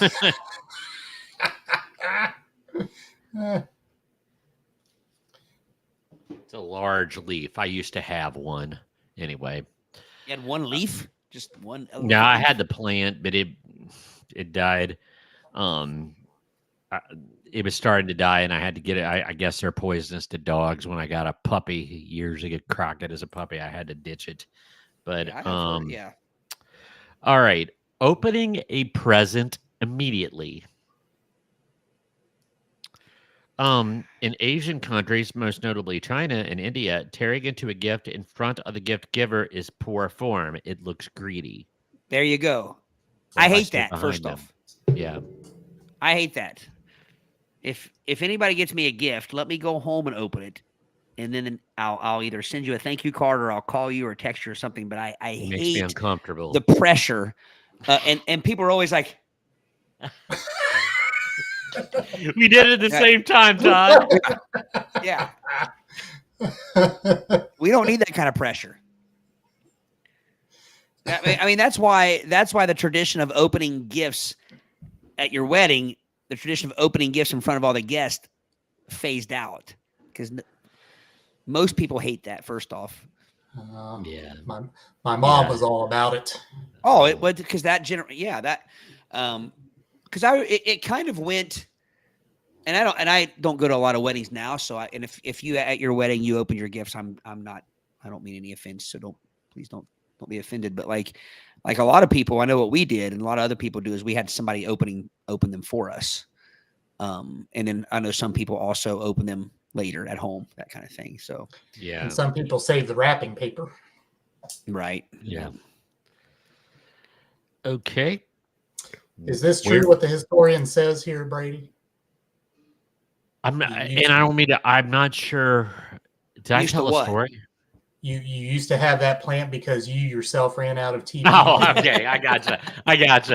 I follow now. It took me. No. I was, yeah, I gotcha. See, you guys, once you go bidet, nothing matters. Nothing else matters. Once you go bidet, it never goes away. That, play on that. Anyway. The next It'll one is, literally make you. It'll make you look at other people different that don't have a bidet. Like I can hardly even look at Eric and Brady right now. Just disgust. Are you judging me? Constantly. Everybody. I'll be sure to shake your hand with my right hand next time I see with the left hand. you. For Mallrats fans, like it's kind of a version of the stink palm that Brody did on Mr. Svenning. Wearing sweatpants, wrinkly clothing, or baseball caps in public. Sure, athleisure, stylish sportwear worn outside the gym is not a new trend stateside, but in most countries, notably Japan and most of Europe, this sort of sloppy appearance is considered disrespectful. So what kind of appearance are you supposed to have? Slacks. Slacks. A shirt, you know. I can see it though. I am not a fan of how often that the sweat pant has become. You know, much like I don't want to see your naked hairy toes, dudes, when I'm at dinner. I don't want to see you in gray sweatpants either when I'm trying to have a conversation with you. I mean, I don't even have the traditional kind of sweatshirt material sweat pant. My favorite pair of sweats I have are like those you know, I don't even want to say it. I'm going to be mocked ruthlessly. But like but we would never do that, Brady. My Lululemon pants that I got on sale. Oh my Lord. Are you kidding serious? me? You've seen me wear them tons. He's serious. Does Lululemon have male pants? God, yeah. I thought that was strictly a female thing. Oh, good God, no, man. I know my pants. son, I don't know if he's watching or not. Ethan, if you're listening, I'm getting ready to talk about you. He had some Lululemon underwear, and I think they fell apart in no time. Just junk, if I'm not mistaken. We're going to get sued by Lululemon now. Oh, you're not going to hear me mock they're too expensive, but I'll use a coupon. I've got 3 pairs of my school dress pants that are Lululemons, and they're fantastic. They make dress pants? Oh yeah, they're not dress sweats. No, they're school pants. Yeah, they're. Yeah, I have totally dismissed this Lululemon thing because my wife started buying that stuff. I thought, well, certainly that is only female stuff. So I never even researched. I'm gonna pull in real close here. The most high quality, comfortable dress pants. No, dude, I was mocking. I was the one doing the mocking also until I got a pair because I couldn't find any of the kind that I wanted. And that was the only thing available. And I had a coupon, and they are 3 years old, and they look like they did the day I took them out of the bag. And they are comfortable. They're wrinkled. They are tremendous. And I'm serious. I don't have Lululemon anything else but my dress pants and one pair of sweats. I won't mock it as long as they are. If you're saying they're dress slacks or something like that, I have no problem with brand. I'm not a brand. Snob, I'm not either. But I will say, like I don't know. And again, people, it's just my own opinion. I'm not knocking you. I'm not insulting you. But like I have a first off, why did every piece of clothing have to become moisture wicking? Like when we were like our dads had no moisture wicking shit on. They swat like you were supposed to. They swat. You don't need everything I got moisture wicking socks, my underwear moisture wicking. I have moisture wicking I mean, I blame Under Armour. Companies like that. I mean, like you're dressed up at a wedding and you have like a moisture wicking pair of sweatpants on that are just because they're black, and you have a moisture wicking golf tee on, and come on, really? That's all I'm saying. Yeah, those clothes have a purpose. They have a place, and I have no problem with them. But I don't think everything needs. Are we that soft where we can't sweat a little bit these days? Certain articles of clothing, moisture wicking is valuable. Yeah, there's nothing wrong with those, Brady. And they're so comfortable. Eric, they're stretchy in the right places. And Eric, I think that's my problem, though. If you are doing something, let's say you're playing a sport, coaching a sport, you are out and about running errands on a Saturday. I mean, like I understand that, but now, I mean, like we can't get through our work day now without moisture wicking clothing. That No, I don't People were, discount what you're saying. I wear it. Don't, I mean, because most of it is Yeah. now. It's in everything.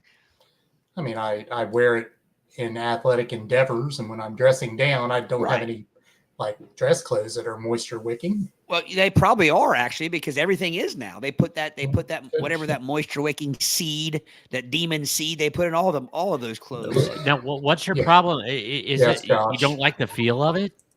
No, Or well, first off, I never think it looks as nice, but my problem is why? Like again, our dads could sweat at work or at a wedding or at a. they've I mean, sweat and they've sweat many times. But I will literally see family pictures of people, and everybody out there looks like a Nike ad. Everybody in the family picture they're all in moisture wicking like workout gear. And it's like, I mean, Well, I now happen to go in the J.C. Penney with a nice button-down shirt and some dark Wranglers. but I remember my dad would go to work at Norwood at General Motors in probably the 1970s, early 80s version of moisture wicking. It was that polyester shirt with the really tiny holes in it all over the place. Yeah. Oh yeah. That's what he wore. That was Right. the version of moisture wicking back then. But and also he was going to work, right? Like at a factory. Right. Yeah, like if that's what I mean. Now you'll see people in their family, like their family portraits and stuff and all that. It's like put a decent. That's all I'm saying. Look, it's a family picture. Look decent. Well, Now I say we are a dress down society anymore, right, across the board. right. But We have, you know what? We're all becoming Fetterman. We're all becoming the Fettermaning of Fettermaning of the United States. Now my dad would rant about ties. He's like, I know I'm supposed to wear one, but he said, what purpose? It Hide your doesn't do buttons. anything. To hide your buttons. Yeah. That's the purpose. Yeah. So, all right. Altering your meal. In foodie cultures like France, Italy, Spain, and Japan, asking for ketchup, hot sauce, soy sauce, or salt, or asking them to keep an ingredient out will raise eyebrows. Before you ask for a condiment or a change, see if there are any on the other tables. You should probably refrain if not. Hang on a minute. Rephrase that. So you're saying that if your condiment is empty, you should look for other ones. You should look to take them off the table. It's saying you shouldn't ask for a condiment. Period. Because in foodie cultures, the preparation is ultimate. You shouldn't add anything to it. I knew it was coming. You know what? Brady wrote this one. This is Brady's. This is Brady's decree. Do you know how many times I had my meal altered to be plain or without mayo? Condiments, the anti-condiments. Yeah. It's just altering in general. Altering it, like adding or subtracting anything. See, so I'd be kicked out of the country. Well, here's what pisses me off is that it doesn't matter what table I sit at any restaurant, my ketchup is empty. Yes. Thank you. It's like the smoke, like when you sit around the smoke ring or whatever, it always goes to your. I'm that way with ketchup. Like, and here's what bothers me about that. So the person before me that sat at that table didn't notice that there were. I mean, like there should never be an empty ketchup bottle at a table. And probably for the last week, someone has squozen that bottle, and this much ketchup has come out every time. Right. I mean, you're farting ketchup air, and you're not even going to ask for a new bottle.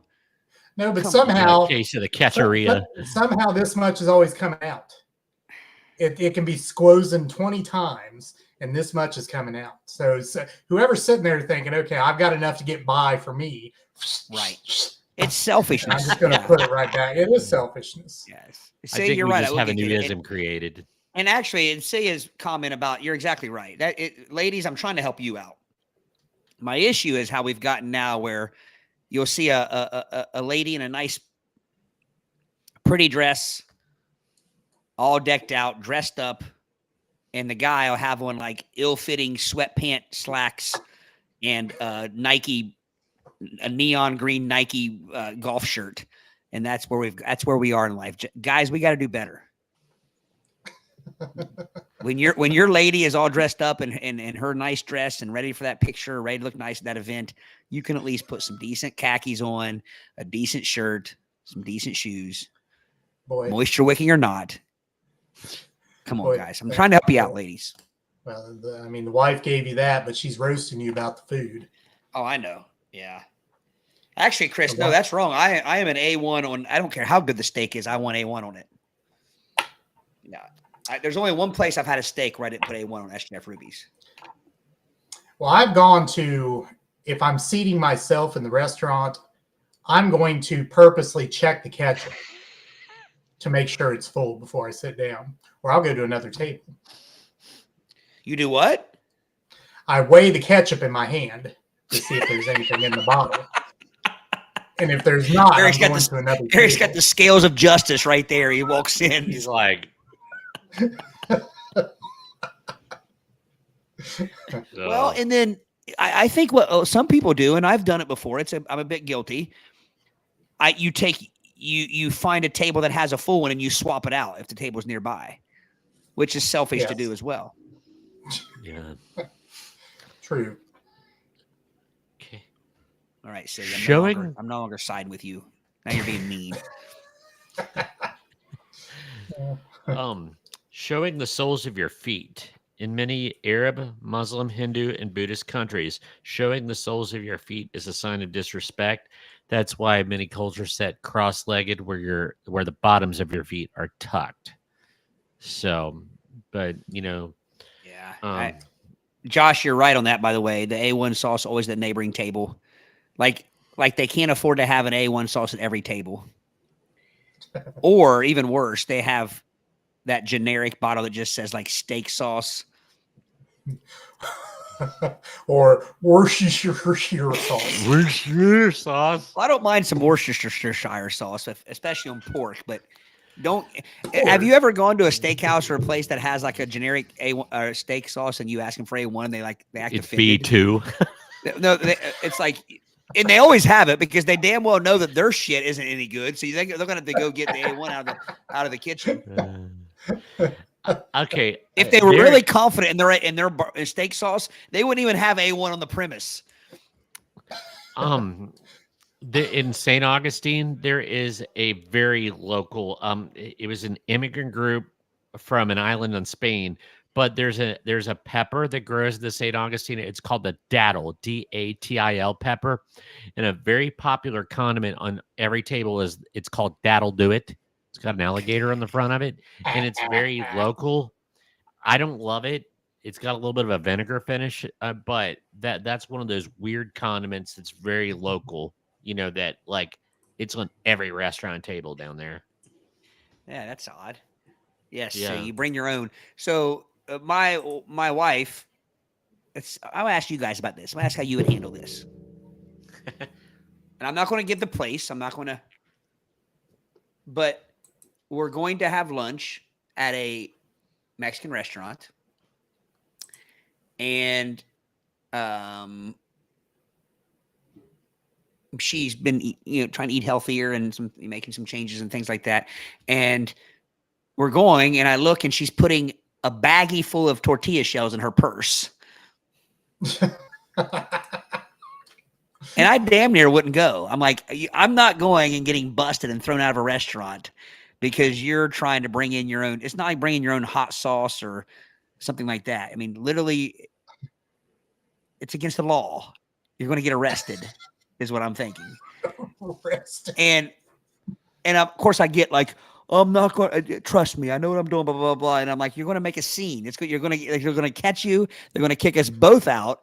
Everybody we know is going to be there probably. It's going to be embarrassing. It's going to be on the news. I'm picturing all these terrible things happening. And the worst part, she pulls it off. And so all that means is that gives her the green light. Now she's going to think she can do that every time we go to any restaurant. She's going to be taking her own food in there. So what do you guys think of that? I apologize. I was frozen for her offense. Taking her own 0-carb tortilla shells into a restaurant. Why do you think that's illegal? because you can't. I mean,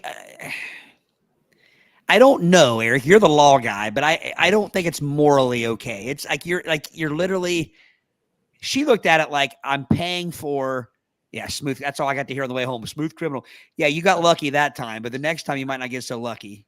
And it's not going to stop at tortillas. You're going to start taking your own breads, your own luncheon meat. You're going to have all bacon. You're going to be taking all kinds of stuff with you in the restaurant. But it seems to me that if she orders whatever she's ordering and says, "I don't want your tortilla shells," she's doing him a favor. Just say she has spastic colon. If she eats theirs, it'll give her distress. So she wants to partake of their food, but she has to eat that to keep from soiling their booth. I mean, you're not doing them a favor, Eric. I see what you're saying. You're not doing them a favor because it's not like they can take theirs back and reuse them. Well, surely if they don't bring them out in the first place, when you're ordering, say, "Don't bring me any shells." Oh, well, you're taking it a step further. You're admitting your guilt. Yes. Well, no, you're just saying, I don't want your shells. You're not saying I brought my own. Although they may see that when you're eating the shells, but right, and they're going to be like, "Where'd you get the shells? We didn't bring them to you. Those aren't our shells." I don't think they care. And let's be real here. What can you say no to people about anymore? You can't say no to anybody for anything anymore. Like, I know this is off what we're talking about here, but how many dogs do I see in stores now? Like, anybody can bring their dog in the store. Like, what I mean, you could bring your emotional support guinea pig on a flight, or. But I mean, it's not even that though. Yeah. So I mean, the true emotional support animals have the little, the little jacket on. That you better have the jacket on. If you're a true emotional support animal, wear the clothing. Yeah, exactly. Yeah, dog. Well, Eric, you're tiptoeing into one of my biggest problems now. We are in a society that can't stand the word no. Well, Parents can't say the word no. But I don't know that I apply it to this situation. I hadn't thought of that. Well, but ultimately, that's where it goes. Where does it stop though? So should I be able to go to a bar and say, I brought my own alcohol. I don't need to buy. Well, but there are actually laws about that. If it's a Dora zone, you could carry it. I mean, if you're bar hopping and you purchased a bar, at the bar across the street, and it's a Dora zone, you can carry it in there. But that's right. Yeah, that's a little bit of a different. Yeah, but that's an actual law that supersedes the law. The usual law is you can't bring alcohol into an establishment that serves alcohol. I mean, I guess I one time I did. I Cracker Barrel. I stopped in at Target and I got my own sauces for my chicken tenders at Cracker Barrel. Oh, I thought you were talking about booze. No, do you think that's the equivalent? Cracker Barrel does have booze now. Yeah, but I don't think that's the equivalent. Anyway, I see what you're saying. I mean, you're saying if I paid for them, it's not like you said, "Hey, I want this. I'm not going to pay for your tortilla shells. I'm going to bring my own in to save money." That's not what's happening here. It's I'm buying your tortilla shells. I'm just not going to eat them. Yes. Well, all right. But I mean, even if you're lucky, see, they talked me into it. They're not going to charge her for the tortilla shells, so therefore she's actually paying more to bring her own shells in. They're actually coming out ahead because if she announces it, they're getting the full price. Well, now hang on a minute. See, you guys had me convinced. Now you're making me go the other way. I disagree that you should be able to say, "Hey, this meal's $19, but I want to pay less because I want to use my own tortilla shells." No, I didn't say that. I'm saying she's paying whatever price it is. Right. And that includes the shells, but if she says, "Don't bring me the shells," they're actually coming out ahead. You're right. Yeah. You convinced me. I apologize. I won't be so sensitive to that now. But I kind of wish she'd have got busted just to see what would have happened. Well, look at that. Hey, get out.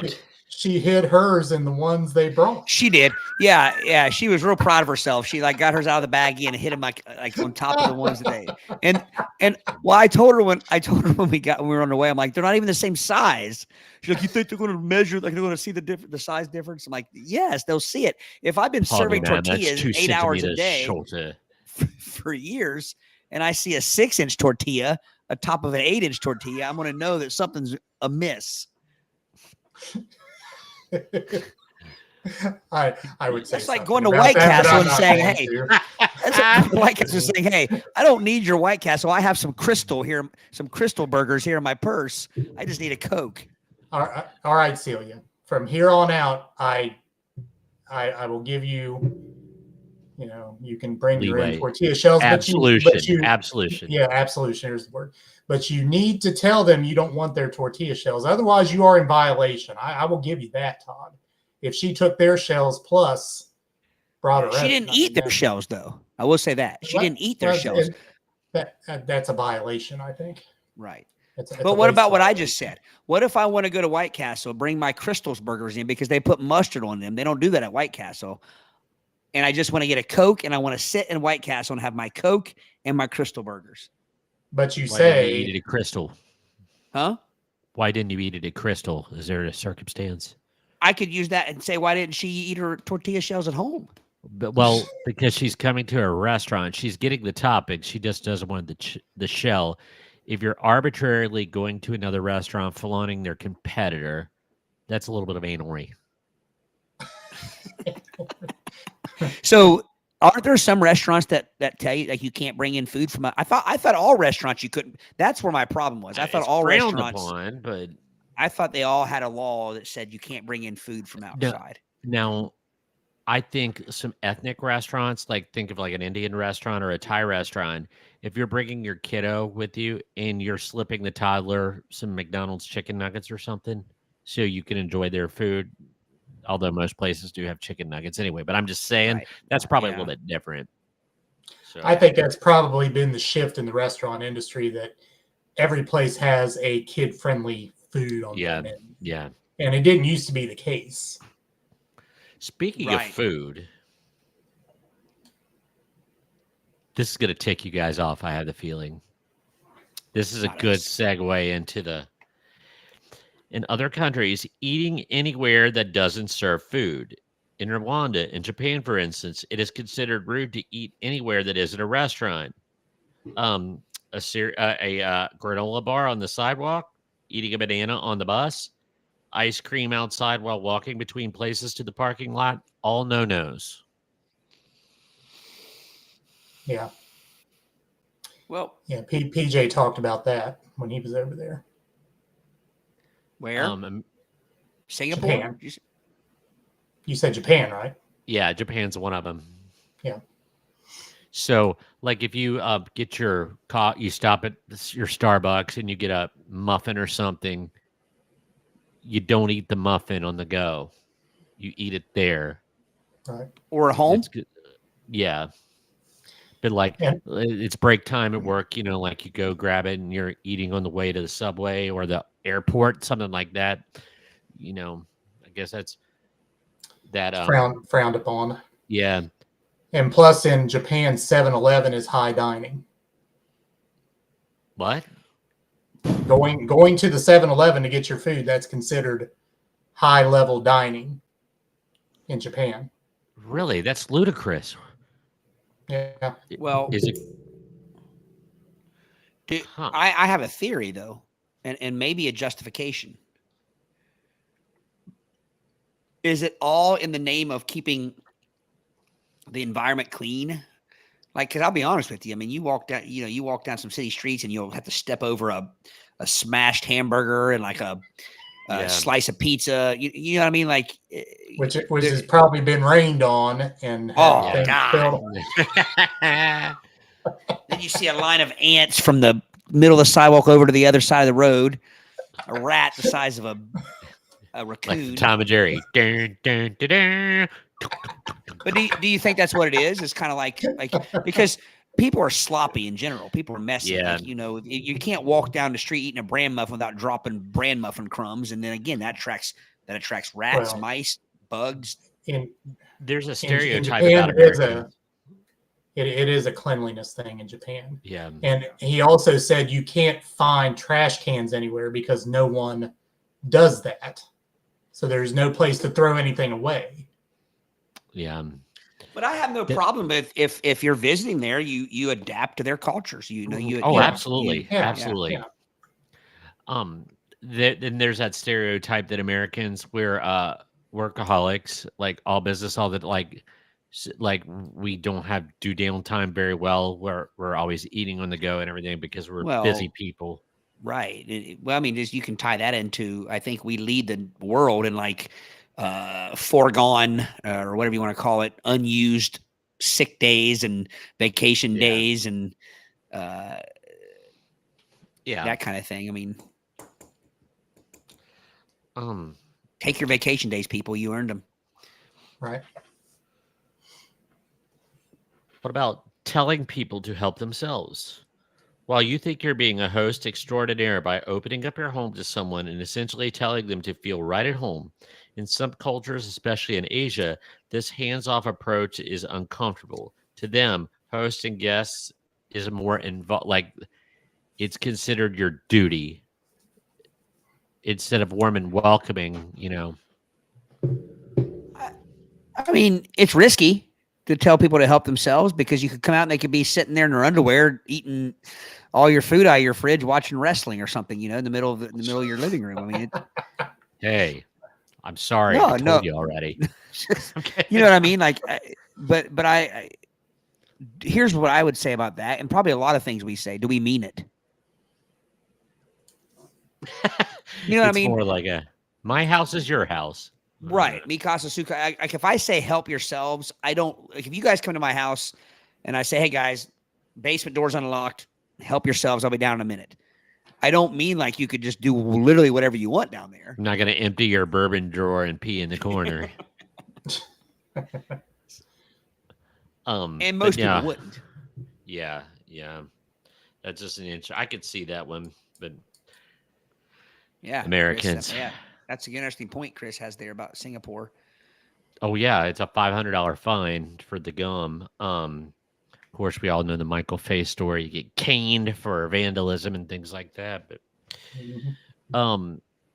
Americans are notoriously friendly, but hugging and touching others, even if only on the arm, is offensive in places like China, Thailand, Korea, and the Middle East. Respect the personal space. It varies from country to country. I'm going to call a pox on that a little bit. So accidental touching is no problem. I mean, you could like when you're crowding onto a crowded Tokyo subway, you're climbing over people and bumping and people don't think about it. But if you use like, hey, thank you, you're invading their space. That seems a little and then the Americans are totally different. We'll hug and rub on each other all day.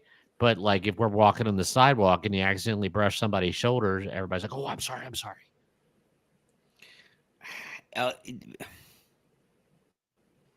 Eric, you can take this one first. It does seem to be kind of a double standardish sort of thing. Yeah. And I'm guessing it probably has to do with us having more room in general here. Yeah. Than some of these other countries do. Mm-hmm. They don't really take offense to people crowding into subways and such. But I don't know.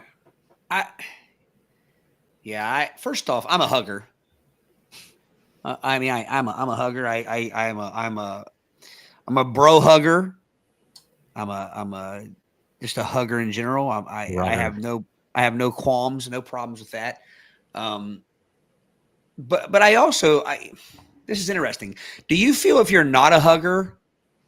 Okay, so do you feel me as a hugger, I should always be thinking they may not be a hugger, so I shall not hug? Or do you think it's up to the non-hugger to tell me I'm not really a hugger, a handshake or a fist bump or something like that's okay? As a hugger myself, I try to read the room. You know what I mean? Well, yeah, I mean, but it's hard to sometimes. I mean, like it is. And I think that as huggers, I think we can also turn non-huggers into huggers. You know what I mean? Like a felony.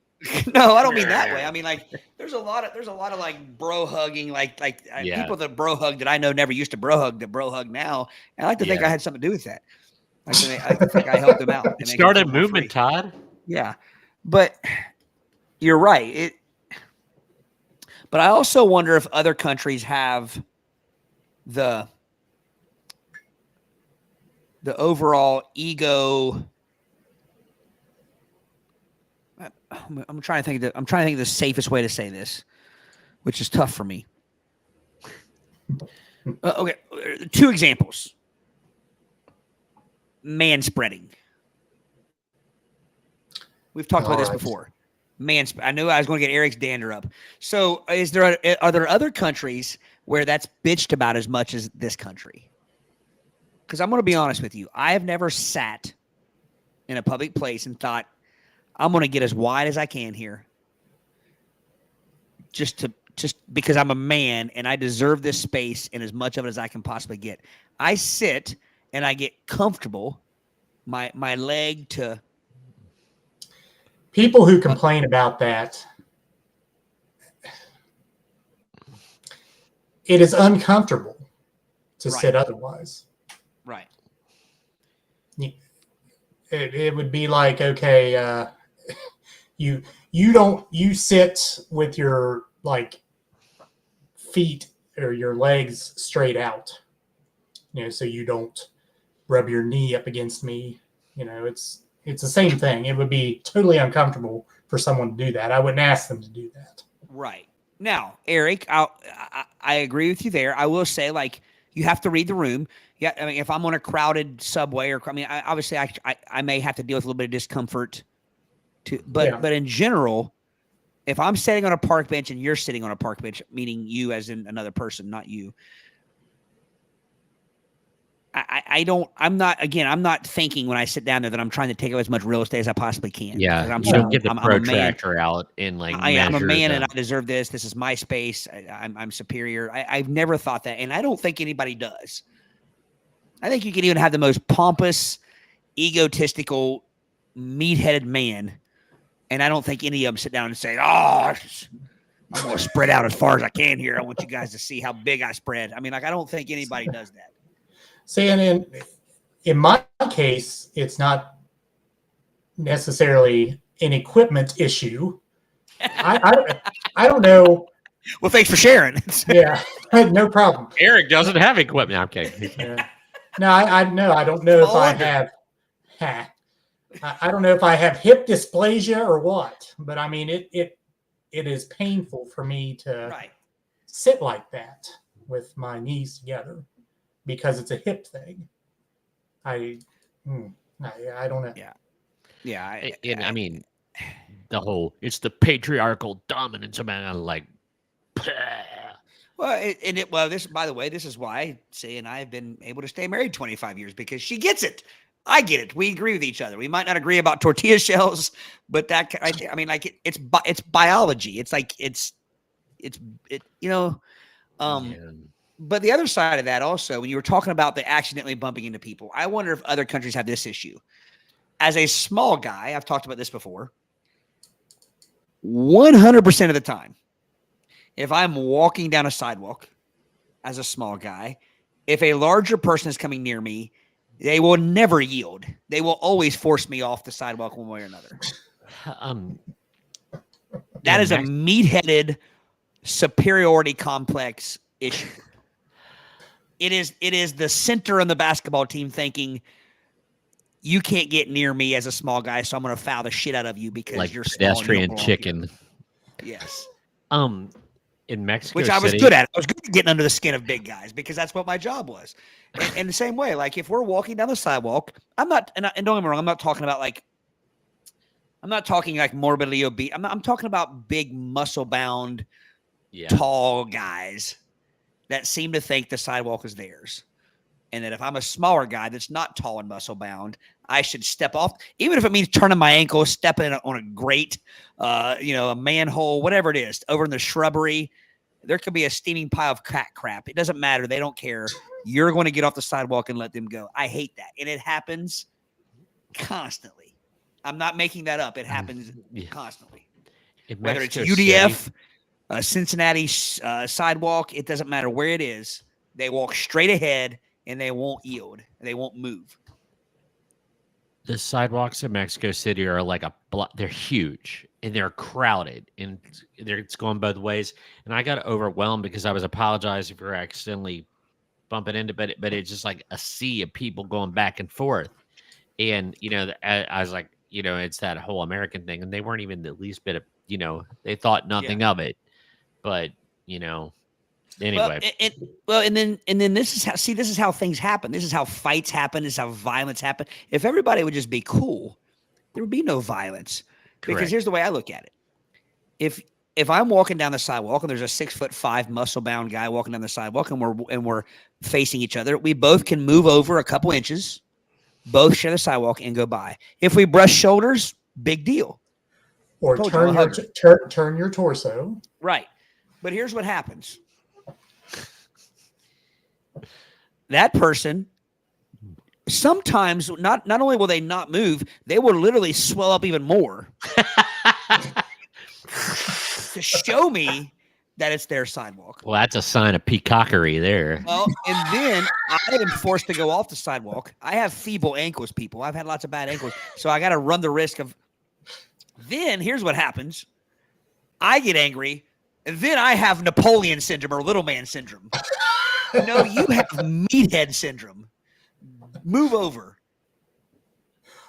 That's the society we live in. I will accept, like I said, if each person turns their torso or alters their path a little bit and gives each to the other, cool.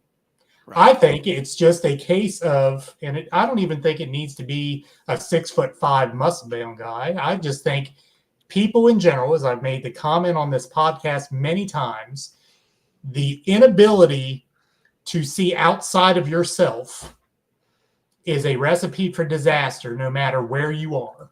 Lack of self-awareness, as Eric Fiskus says. Right. There you go. No, you're right about that. And again, I don't mean to be.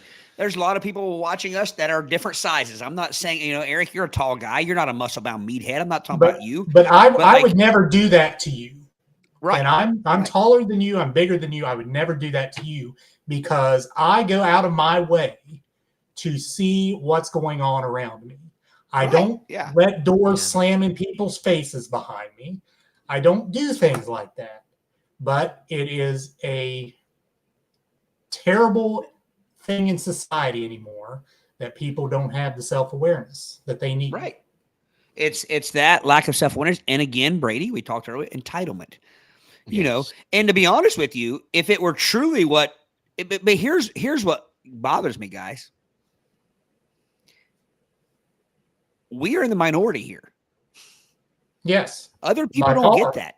Other people don't get that. There are people right now listening that think, Todd's exaggerating. He's over. They're talking about something. No, I'm not. I'm literally not. And here's the thing.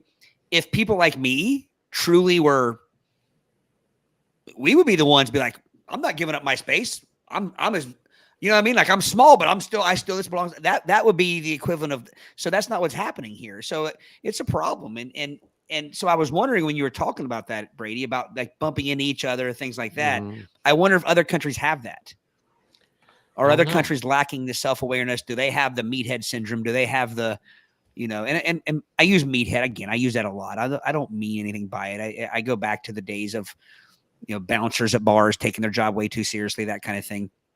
And there's been times where I've been happy that the bouncer at the bar was there. I mean, like but I wonder if other countries, and you specifically mentioned Japan, when I think most people are probably closer to my size in Japan. So does that happen? Right. Is there like one 7 foot tall Japanese guy that just runs everybody off the sidewalks in Japan? I mean, well, I wonder how PJ operated over there being 6'6". Yeah. He probably operated like I'm sure their customs were he tried to adhere to them and did his best. I mean, it's intent, folks. It's intent. It's not about intent. Execution. It's about like Andre the Giant, like when they did the tales of him going to Japan where he would have to like put the shower curtain in the bathtub and poop in the bathtub because the toilets were so small he couldn't fit. I mean, it was not made for a 7'5", 500-pound man. I want to comment on my cousin Lindsay's comment about she said Asian people forcing blonde people to take pictures because they don't see them. I will not mention the person, but when they were on Waikiki Beach, this person has a lot of body hair, and Asian tourists wanted to take their pic because that's unusual to them. And he, like, strangers would come up and want to take his picture because he was a Harryman. That seems a little rude, but you know. Would they rub the blonde hair on his leg to in the pool and see? Yes, they did, Joe. Yes. I can't. That I got it. Was Corn Pop there? Corn Pop. The very last one of the night is going to be an interesting one because I say that it's the last one and I saved it for the last because your American sensibilities, gentlemen, this is going to be hysterical. So, in some countries, it is rude to keep your clothes on in saunas and steam rooms. People from Scandinavian countries and Turkey will think you're rude if you keep your clothes on in a sauna, spa, or steam room. Now, American me is saying, why do you want me naked in a sauna or a steam room? I will not fault anybody's choice. I think 65-year-old men at the Y feel the same way. Oh my gosh. They're walking around like Speaking of sitting on grandfather it. clocks coming out of the sauna, and it's disgusting. Father what? They're walking around like grandfather clocks. Oh, you know.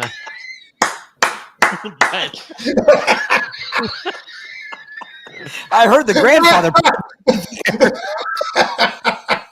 I didn't think I heard mention of a timepiece. But clock. Why do you think it's called a grandfather clock? Oh my goodness. Anyway. I thought real quick on the end of that last conversation that was the George Carlin stand-up, the how come you never see a really big, tall, fat Chinese guy with red hair? I thought of that when you were talking about the size of it. And you don't. Yeah. But well, there's more than ham there, see ya. Sausage. There's quite a lot of pork products pressing on the benches there.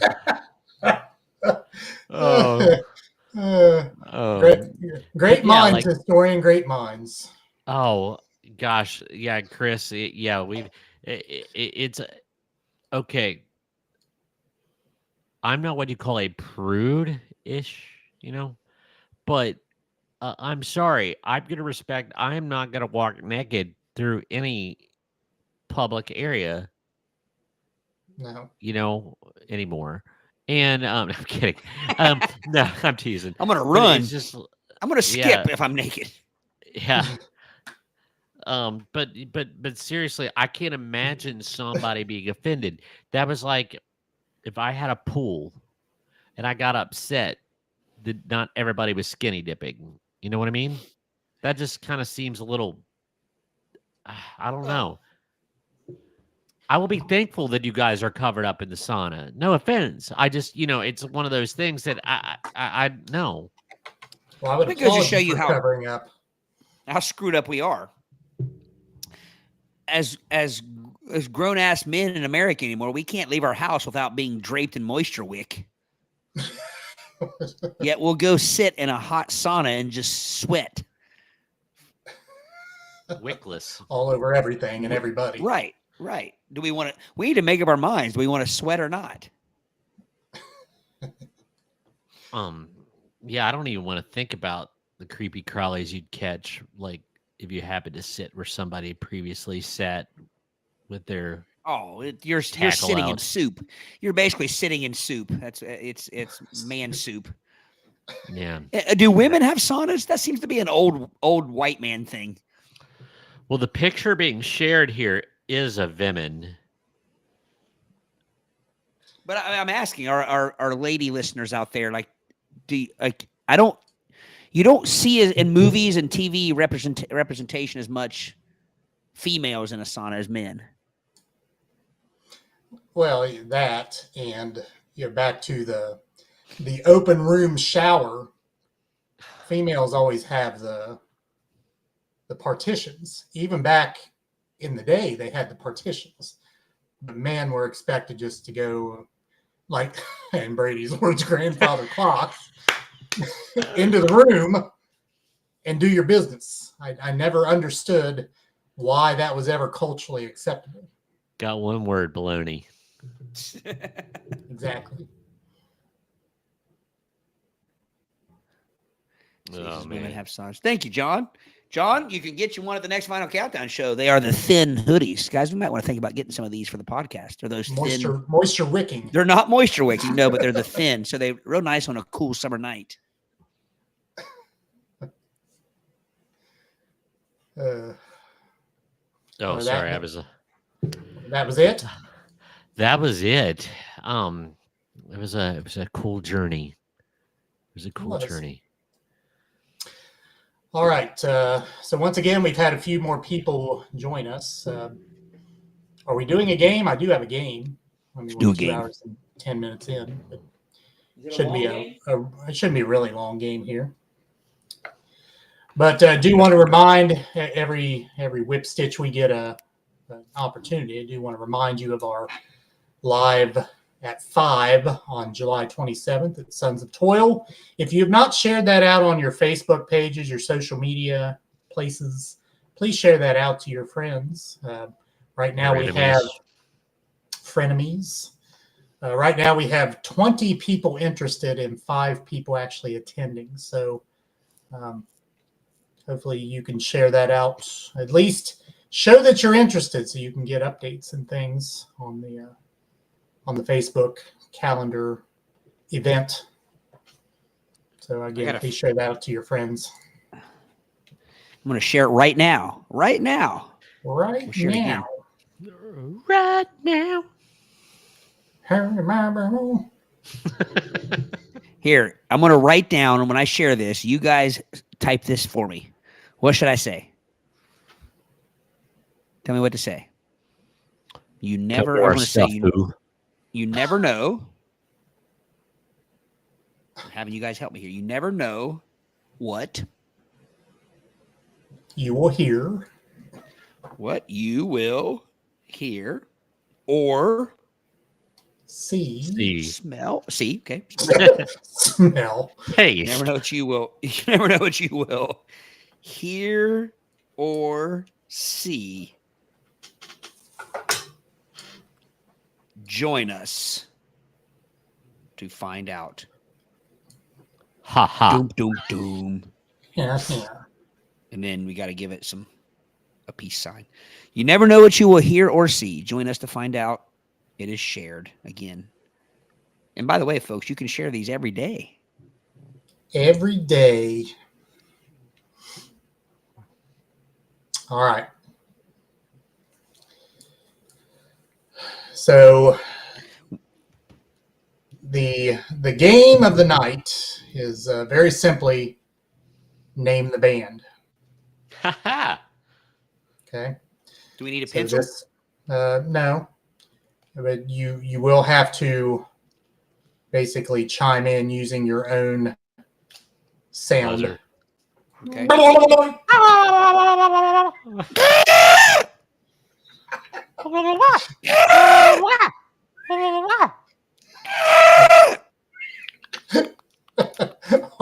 you one of those dinosaurs, Tom? I don't know.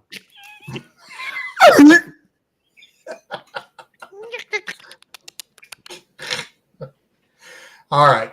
So If somebody just came in right now, there's 3 men having grand mal seizures on the screen.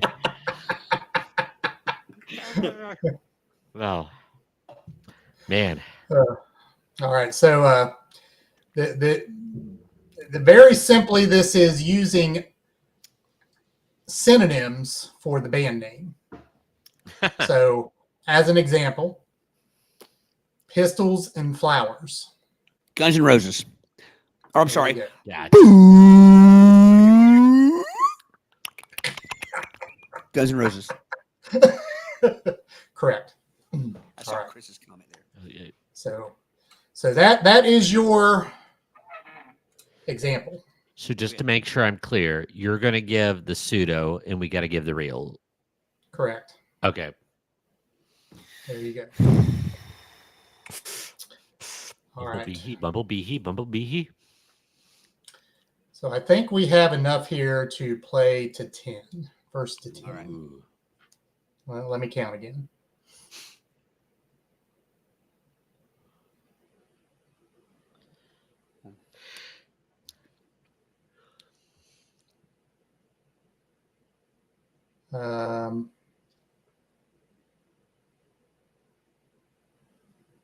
Is Eric frozen or concentrating? Now I'm concentrating. Okay. Trying to figure out how many I actually have here.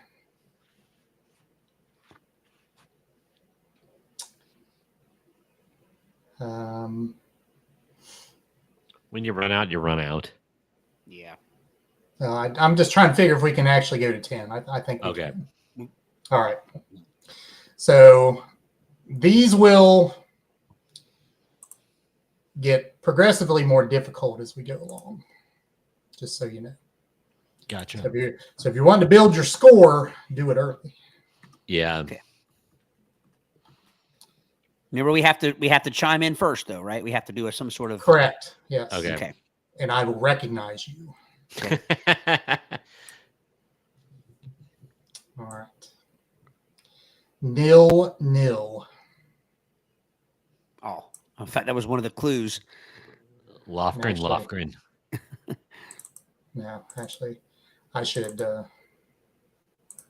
Never mind. It's okay. I'm nervous. Why am I nervous? I don't know why you're nervous. Okay, first one. The cops. Ha! The police. Todd is correct. The police. I should have waited for you to, but I felt like I was way ahead of him. I guess this will be. There we go. 1-0. The Shore Guys. Yeah. Brady. The Beach Boys. Beach Boys is correct. There had to be a lag there. The lag is going to be a problem. Well, it's up to me. All right. Intercourse handguns. Brady. Sex Pistols. Sex Pistols is correct. I like the other one better.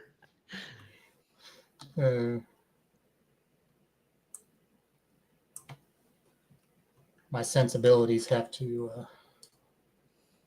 be I've got 2. Here. Hold on. Just saying. There we go. All is right with the world now. Your name is below your face. Right. All right, next one. Toxin. Brady. Poison. That's correct. I was like 5 minutes before you on my end there. I actually had the wrong answer in my head first. I'm kind of glad you didn't call me. All right, next one. Albino serpent. Todd. White snake. White snake?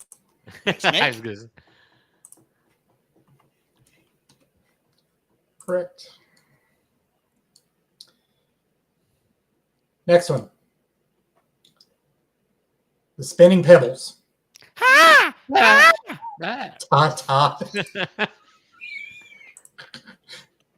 Rolling Stones. Rolling Stones for the tie. Next one. Locomotive. Brady. Train. Train is correct.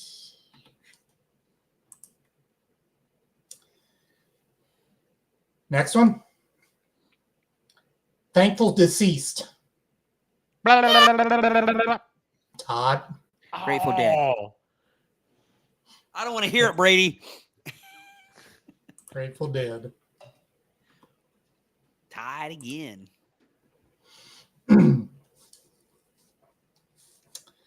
Next one. Speaking noggins. Boing. Todd. Talking heads.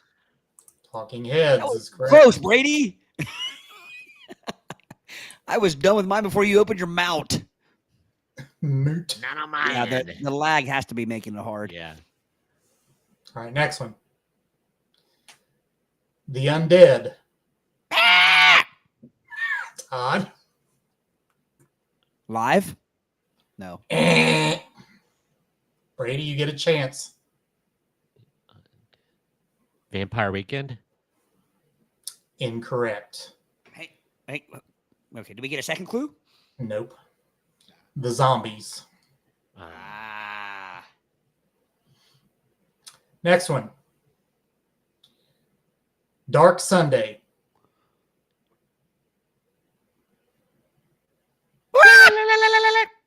Todd. Black Sabbath. Black Sabbath is correct.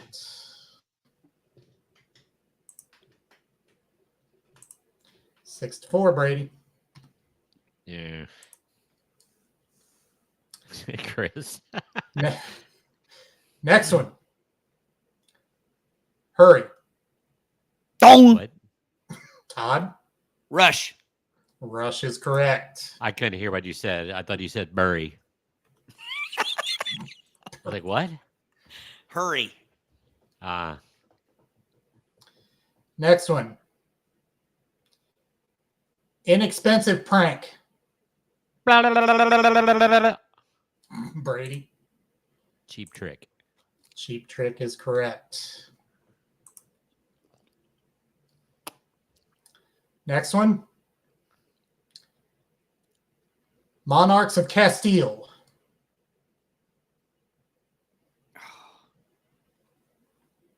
Ha. Todd. Could you repeat it one more time, Eric? Todd has an answer. I don't think it's right. Kings of Leon. Kings of Leon is correct. Nice.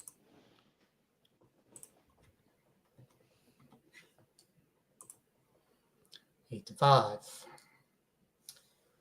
Next one. Fate's Offspring.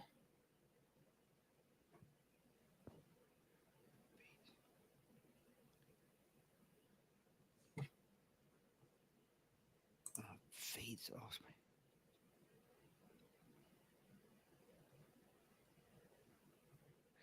Man.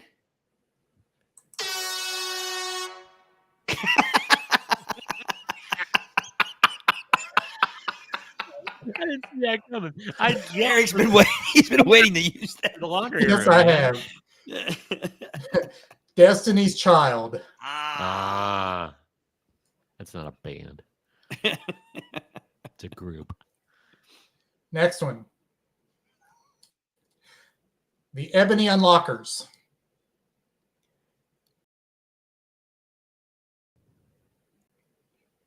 I couldn't hear what he. I didn't hear the first word. Can Yeah, I didn't either. Ebony Unlockers. Black Brady? Keys. Black Keys is correct. 8 to 6. Next one. Polar Simians. Brady. Arctic Monkeys. Arctic Monkeys is correct. I was thinking the Arctic Cats, and I'm like, that's not right. Simeon's not a cat, and there's no band called that. Next one. Teal Mollusk Sect.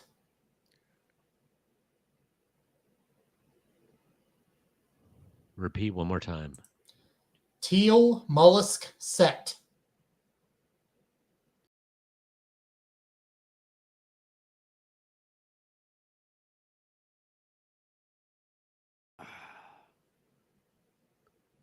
Man.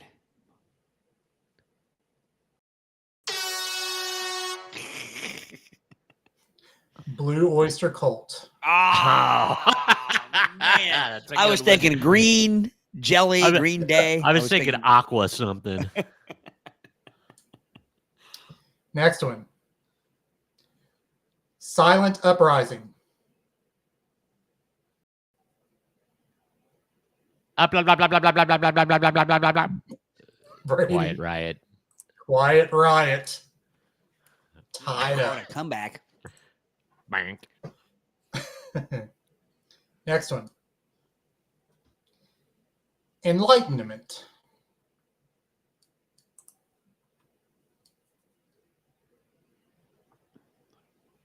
Blah, blah, blah, blah, blah, blah, blah, blah, blah, blah, blah, blah, blah, blah, blah, blah, blah.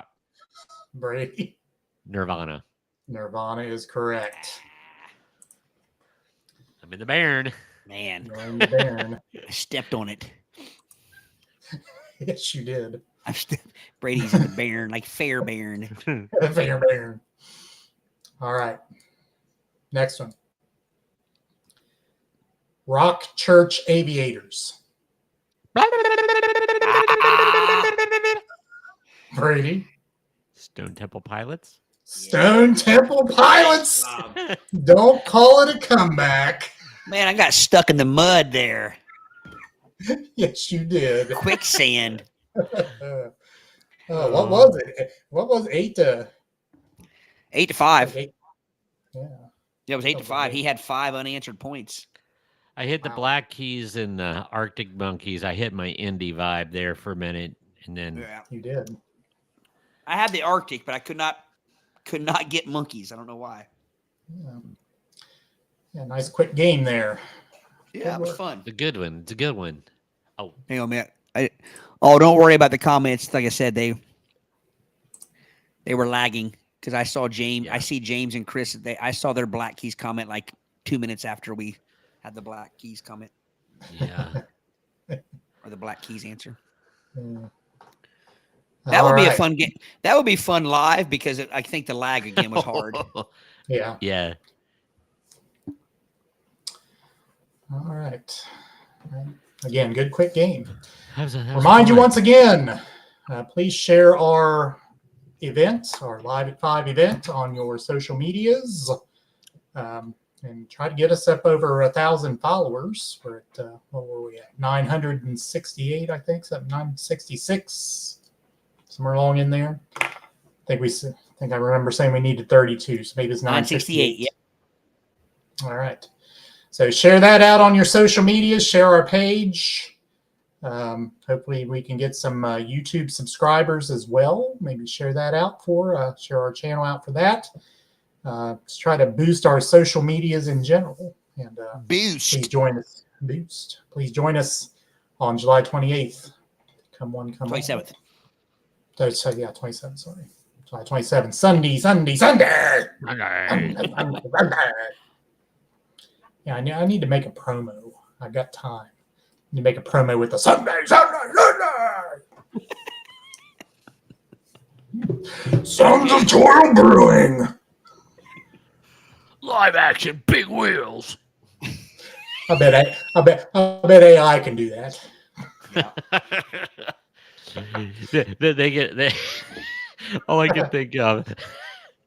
I gotta tell you guys turn something. us into Transformers, like with our faces on it, like going over, like crushing cars. All right. Anything else for the good of the order, gentlemen? All right. I'll see you. All good. All good. All right. Peace. Join us next week. We'll let you know when that might be. Todd took us out.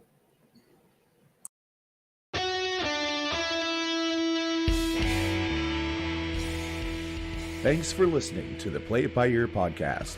You can follow us on Facebook, Twitter at Play It By Ear Pod 2, and our website at anchor.fm/Play It By Ear podcast. Thanks again, and join us next time as we